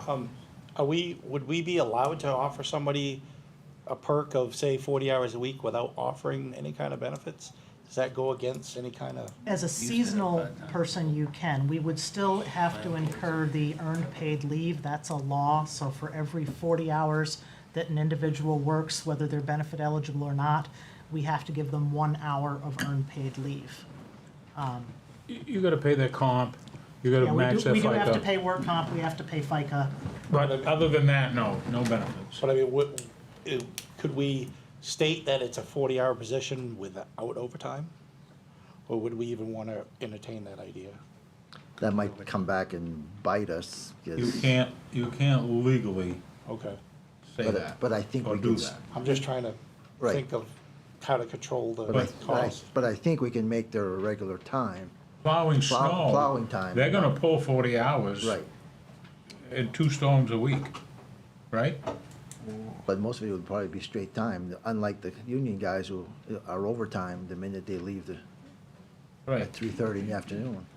These guys, I think these guys would come in, 2 o'clock in the morning on straight time. So what do we need to do if he wants to, what do we need to do Well, what here? we're looking at is, between Paul and I, we're trying to figure out what compensation would look like for these Okay. people, right? Because we've got union employees that have set rates. So we're looking at trying to make sure that we're covered as far as getting the roads plowed. How do we attract people on a non-benefit job that are willing to come in and do this? What are we willing to pay them per hour? Because again, we can justify paying them more than our union employee by not having benefits on board, but how much is that? So give us a compensation package, give us something here that we can okay, and then a salary, and then see if you can bring it Right. out there and have people apply for it if they can. And if it's a there's tough any area, takers. because if we. So it's up to you guys to give us something I understand, to but do. that's why we just wanted to have the Yeah, I discussion think that- tonight well, to we even need see do if that. you all are. I think we need to do that. I think You want me to tell you what you're gonna have to do? Minimum of 30. Straight time. 30 to 35. What it's gonna take. bring it here the next meeting. Hours or per hour? Per hour. Then that's where we're gonna run into the issue with our union guys. You're not gonna get anybody. Because even though they're not eligible for benefits, I get calls daily right now for, Class B plowed, my guys. And right now, the going rate right now is 38. oh, I get it. Yeah, you understand. But I have to deal with my other guys that are Right. getting 22 and 23. Well, put something together, Erica and Yeah, Paul. We and will, we'll come that's up with- why I wanted to bring it up before Yeah, we're. bring it to us and If it we'll can work. We're in a work on it crunch. between, I Well, mean, we got no choice. If the a road's lot of gonna be plowed, expertise we got here, no so- choice. Could you get around the union with a bonus? I'm sure, some way. We'd have to have that discussion. Call it a And I seasonal bonus. think, I can't speak for the union management, but I think our local people, I think they'd be willing on board just so that they can cut down on their hours. I know the state's been advertising for 2 years at 20 to 25, and they can't get one person. If they're starting at 18 and change, so. okay, I think we need. Okay. Yep, I think we So need. we'll Put a put something package We'll together. put something together, but I just want to get a feeling of the council. Is it a go or no go, or I don't want to go through the whole exercise and find I out mean, you we guys used to have aren't on part-time board. people back 30 years ago anyway. My Yeah. uncle was one. We can reach out to some other communities that do seasonal plow drivers too. There's quite a few in the state, and we Yeah. can find out I what mean, I their. see the ads, I don't know how successful they are to get them, but. Well, and I'm sure that in the current market, they're not being as successful as they Right. were, but, that I'm sure the ones that rely on that help every year have had to adjust their packages to. Sure. Okay. You know what we need. Let's move on. We still got quite a bit of time. quite a bit Okay, of- abolishing the cemetery committee and hiring a sexton. That's something Jeff and I and Dale talked about. Jeff, you want to take the floor on this? Yeah, it's hard enough to get people to get on committees. I think there's what? I think there's one opening on the cemetery. Yeah. Sure, I thought they were all up but me. Excuse me, John. And I think Dot Fog. I'm not, I apologize, I don't know. I was trying to get the audience to stop. If they're not up there, it's close, I think. Tried to have several meetings. Nobody shows up. It's just, it's time to go by the wayside for that, as far as I'm concerned. Okay, any other discussion? Yes, cemetery was organized by ordinance, so we would have to repeal that ordinance to do away with the cemetery committee itself. We've put the cemeteries now under public works. State law provides that we have to maintain any cemeteries in town that have veterans' graves in them. That whole hospice now falls under public works, Paul. So the simplest thing to do is just abolish the cemetery committee. Cemeteries are under Paul. The state law does not require that we hire a quote sexton, as long as the work gets done, and put that under Paul's jurisdiction, under the cemeteries, to see that the cemetery's taken care of, as they are now under public works, and leave it at that. If somebody has to be hired, then we'll have to look at the budget ends of it. Well, the sexton position is usually a stipend. And that small stipend, with the amount of things you need to know about cemeteries, is a small price to pay. I'm sure Paul doesn't want to read up on cemeteries. No, I don't disagree with it, Jeff, it's just, Paul's up on cemeteries.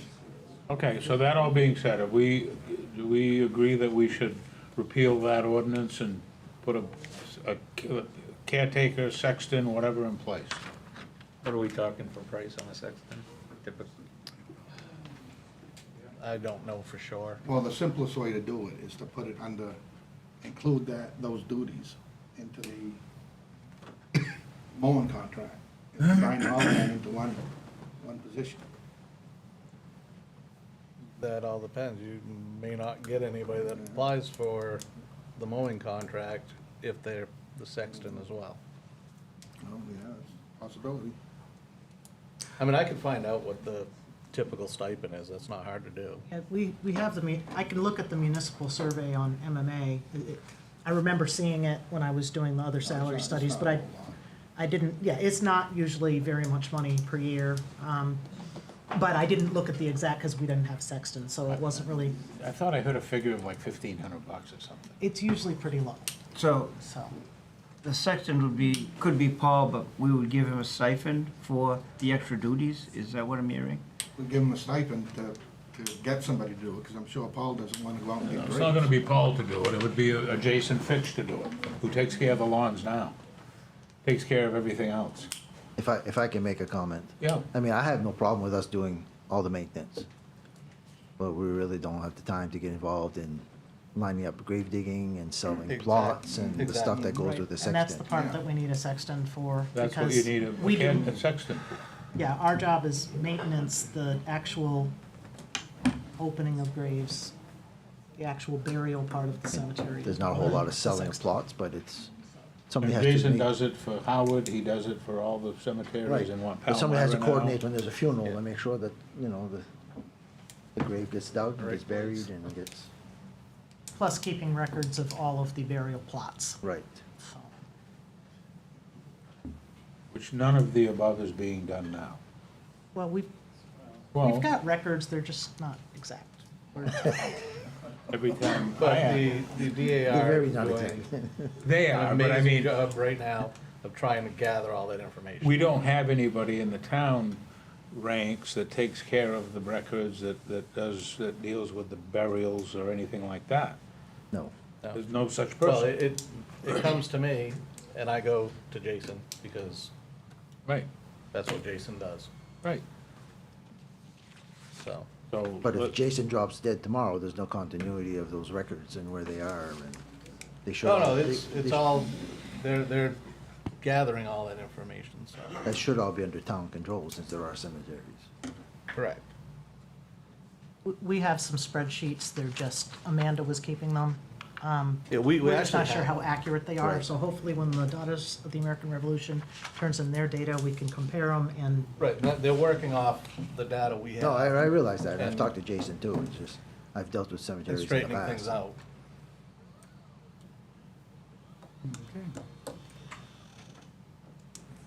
So. So, that's- are we talking putting Jason as the sexton and abolishing the committee? Is that, will somebody please spit it out? Abolish the committee and hire a sexton, Okay, yes. so keep in mind, we have to put that on the next agenda. It has to be a public hearing, because it's an ordinance change, okay, okay? So please. I'll get it on October. Yep, okay. Audra, that's it for discussion items, but I would like. We do have one more. Oops. Ambulance service and uncollected debt. Sorry. Let's not rush that one. Who's addressing that? Director McDade?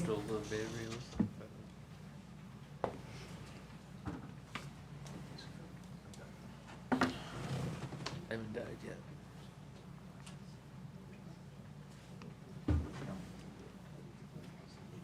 Good evening. We're just looking for some direction. We put some numbers together. I know you get in your packet, but the overall outstanding debt is like 137,000 right now. But we're trying to, there's $55,000. We've been talking to the people that collect the money for us. And Sherry put together some figures out of 55, 617, 24. 52% or $28,050.97 is non-residents of Winslow. So last time we talked about it, I know the thought of the councilors was they did not want to charge Winslow people. So I guess we're looking for direction, how you want to handle the non-Winslow people. Right now, they're sending out over a 90 days, they're sending out like 3 bills, up to a year. And from what I'm being told from Michelle Baker, who is the one we deal with, she's saying that after a year, it's almost impossible to collect this money. So we need to have an actual policy, because we have no policy in writing right now for how we're going to deal with the bad debt. Normally, there's an aging process. Once the company we're using, their name just completely flew out of my head. Yes. Medical collections. Yep. At any rate, the company that does the billing, they're gonna do their part, and when they are past their 3 bills, normally they would turn it back over to the owner of the debt and say, it's either going to a collection agency or you're writing it off. So it's up to council, in my mind, to determine at what age do you say we're not gonna try to collect it anymore? Are we going to hire a collection agency to try to collect? Because there's a lot of different options there. Sometimes they'll do a per letter fee to try and collect the money. And are we looking at a debt limit below which we won't try to collect? Usually you set that because at some point it becomes more expensive to try and collect the debt than it is to actually collect the money. But you also have to be aware of fairness when it comes to that. And is it blanket all Winslow residents or Winslow residents under a hardship? We need council to give us all of that direction so we can start writing up a policy that we can then begin discussing with you all. However, we have this current one that they are asking us to make a decision about right now, as to how we move forward. And these dollar figures, if you look in your packet, they range pretty wildly. Some are only a couple $100, some are a couple $1,000. I asked her for this size town, as I said, is that a exceedingly amount of money? And she said it's actually pretty low. For most towns in the state of Maine, with an 8,000 population, they write it up, most towns write up to $150,000 a year off without even blinking an eyelash. And then I asked her about what's the percentage, if we hire a collections agency, what percentage gets collected? And she said normally 50%. You're not gonna collect it all. So a collection, let me clarify that so I have it straight in my head. Collection agencies get 50%? They normally get 50%. Okay. They're able to collect. They recover 50. They recover They 50%. recover 50%. What is their fee for recovery? I did not. It depends on what you have them do. So they're, normally when you go to collection agency, it's like an à la carte package. Oh, I know What how- do you want them to do for you? So sometimes, if you say, all we want you to do is send 1 or 2 letters, and they're gonna charge us $12 a piece for the letters, or $25 a piece for the letters, you can have them stop there, and after they've tried twice, say that we're done. If you want them to continue past those, normally you're getting into a percentage that they're going to want of whatever they collect. It's not uncommon to be 25 to 30% on that. That's usually cheap. What do you guys get for collection? Well, we don't do much collection. Well, when you did? It's a third. The third? So we had hired a collection agency for our business. There was no fees up front, and it was by how long that debt was on the books is what the percentage that they took. So if it was only a year or 2, it might be only 15%. As the time goes on, 5 years out, then it might be 70%. But there was no cost to us. Right. And whatever money we got, we wouldn't have got it anyway, so to me, it was a good value. I think Most it's a good collection idea. agencies I've ever had anything to do with that really get it done are anywhere from 33 to 50%. Like I said, this is one we used down there, and they were a big one down Yeah. in Portland. Yeah. I'm still of the opinion, Winslow residents, let's leave that alone. Non-residents, I have no problem going to collection with them. We have nothing to lose and We have everything nothing to gain. lose, they're not residents. Right. And if they were to use Delta or any other ambulance service, they would be up against the same issue. Correct. So the question also then becomes, just like when we write off uncollectible tax amounts, do you want that to come before the council, that you all have the vote when we're going to write off debt? Do you want to be the ones, and Bill, I guess a question for you would be, do they have to be the ones to write that off? If you have a policy that says after a certain period of time, a debt of a certain amount is just written off, then the council has set the rules for it. And it would not have to come back before the council, though it could come back before the council if the council wanted it to. As long as you set out the parameters so that the administration's not making a decision without firm guidelines, that's fine. For my line of thinking, anything over a year old, just write it off. Anything under that, for a non-resident, give to collections. Over a year old from the first bill, or Yeah, from from the the first bill. date? A year from the first bill. Okay. And send it to collections. No, anything that has reached a birthday. But if it doesn't cost us anything to put that collection agency, No, but why not? according to Lenny, they have no success collecting them after they're that old. Well, We- that's the billing company though, Yeah, not the that's the billing collection company. agency. We've had luck. We've got actually like 20% of our, and that was money we wouldn't have had, so. Well, and the standard for actually writing debt off is usually 1 year would be pretty low. Normally you go at least 2, a lot of times longer than that before you say, we've made every effort to collect this and we're not gonna okay, get it. go That's to why you the, go, you got two processes, Peter. You got one, the agency that we use, The billing company. if it's gone a year with them, then we turn it over to a collection agency for another year. And if it's not collected after 2 years, it's gone. I think we should go more than 2 years. Oh, I would say 5 whatever years time. anyway, myself. I mean, I don't think you'll get a, doesn't matter, it's not costing anything, and No, if we but get will any they- money back, I don't think they'll go after it, will they? oh yeah. They will? Oh yeah. Some of the debt they were going after us was almost 4 years. Good. Whatever you guys wanna do, but let's do something. I mean, any money we get is money Yeah. we didn't have, so. That's right. We'll give the management company the year, and then we'll go with the collection agency up to. I'd say at least 3 So, years. what I would propose that we do is write the policy on our end, put it on as an order for you all to approve. You think about the percentage, I can write it up for 5 and you can amend it at the time, or, I'm sorry, the years. You can amend it when it gets before you if you all feel differently.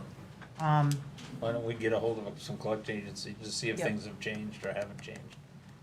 That way we get some guidance there. Yep. I can write that up. The other thing I wanted to add in as we're looking at the ambulance services, because we've had so many questions, and I know that I'm not always able to answer them, public safety director's not always able to answer them, we would like to have a workshop with council, public is obviously able to attend, where we have the department come in and talk to you specifically about what calls call for what level of response, what gets sent out at what time. That way, everybody is operating from the same understanding of what they're doing, and we can reasonably make choices about what we don't want them doing. Right now, it's usually a lot of, well, I saw this, I saw that, but we don't know why. And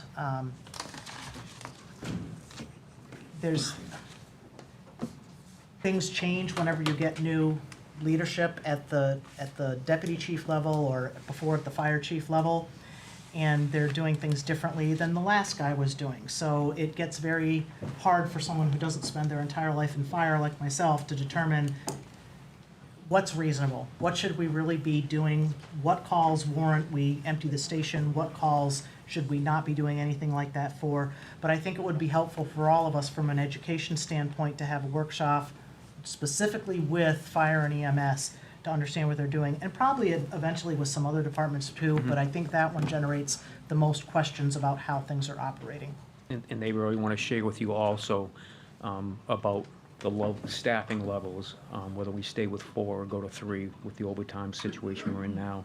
They also want to talk about the tanker, and I think if we had more time to spend with Dr. Pay, he's a wealth of knowledge. He's actually very inspirational, and I think he's got some real good ideas about sharing paramedics, which you guys need to hear, because it's really cutting-edge stuff that I think can help the town of Winslow. Schedule the workshop and let's go. Sooner the better. So if any of you can give me, you know, because we can schedule this anytime at this point, they're ready to go. So if you all could let me know some dates and times that work for you to do a workshop, I can get it scheduled. Just individually, just shoot me some, you know, by email in the next couple of days.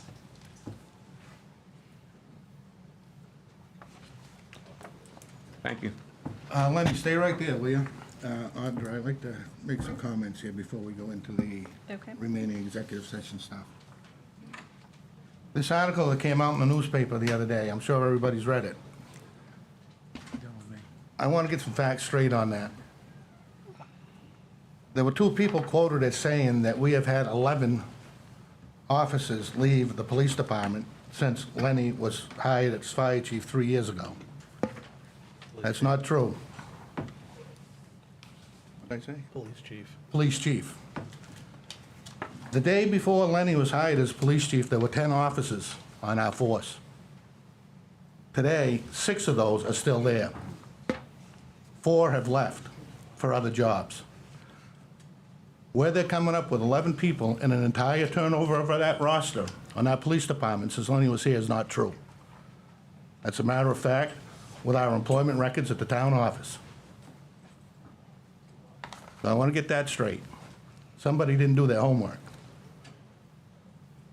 The rest of the article about the code enforcement guy, that says itself. Just read it and that speaks for itself. But I want to make sure that everybody's aware that those numbers on the police officers leaving was not accurate, is not accurate. Did it say on there that there was threatening? Somebody was threatened? That was regarding the CEO. So we can't discuss, he can discuss anything he wants about that because it's his situation. He did file a hostile work environment complaint. We did hire an investigator. We went through all of that, and there was no charges, there was no validity found to it, partly because the hostile work environment claimed by an individual has to be against a protected class, for one. It has to be a supervisory relationship, which there was not. And it has to be pervasive, and it's pretty hard to develop that within a matter of a few weeks of employment. So, you know, we had a situation where there were two employees who basically disagreed with each other. They didn't like each other's responses to that. I tried to mediate it. It did not work out. But I did follow through with having it investigated. And I will say that in all of my years of, I mean, I've been doing this almost 30 years now, I have never seen an employee record a supervisor without them knowing in my entire years. It may be legal, but it's not ethical. But that said, we handled that through the lawyers. We let them take over. Anything that comes down to a serious allegation, I don't leave that in-house. I put it out to the lawyers. Now, it does cost money to do that. That particular investigation cost right up around $17,000. Because the attorney comes up, they spend an entire day here, they talk to everybody, then they have to go back and they need to write their reports. It's not cheap. But to avoid potential worse litigation later, you spend the money to make sure you're on the right side of legal. The other thing about the 11 is that it keeps going back to these part-timers that left. The part-timers did not leave. We eliminated the positions. They had no choice. And we eliminated those 4 part-time positions to get 1 additional patrol position. We used to have 11 in the police department, now we have 12.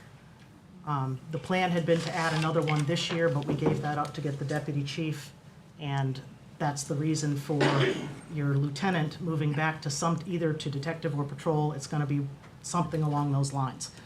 That's not even fully decided yet, but the lieutenant will not be sitting in an office all day anymore, because we still need to get that street presence. I mean, we've heard from several people tonight that we've got issues with speeding. We don't have the capacity to leave people to leave our cruisers out there right now, patrol, just to do traffic, you know, as a presence.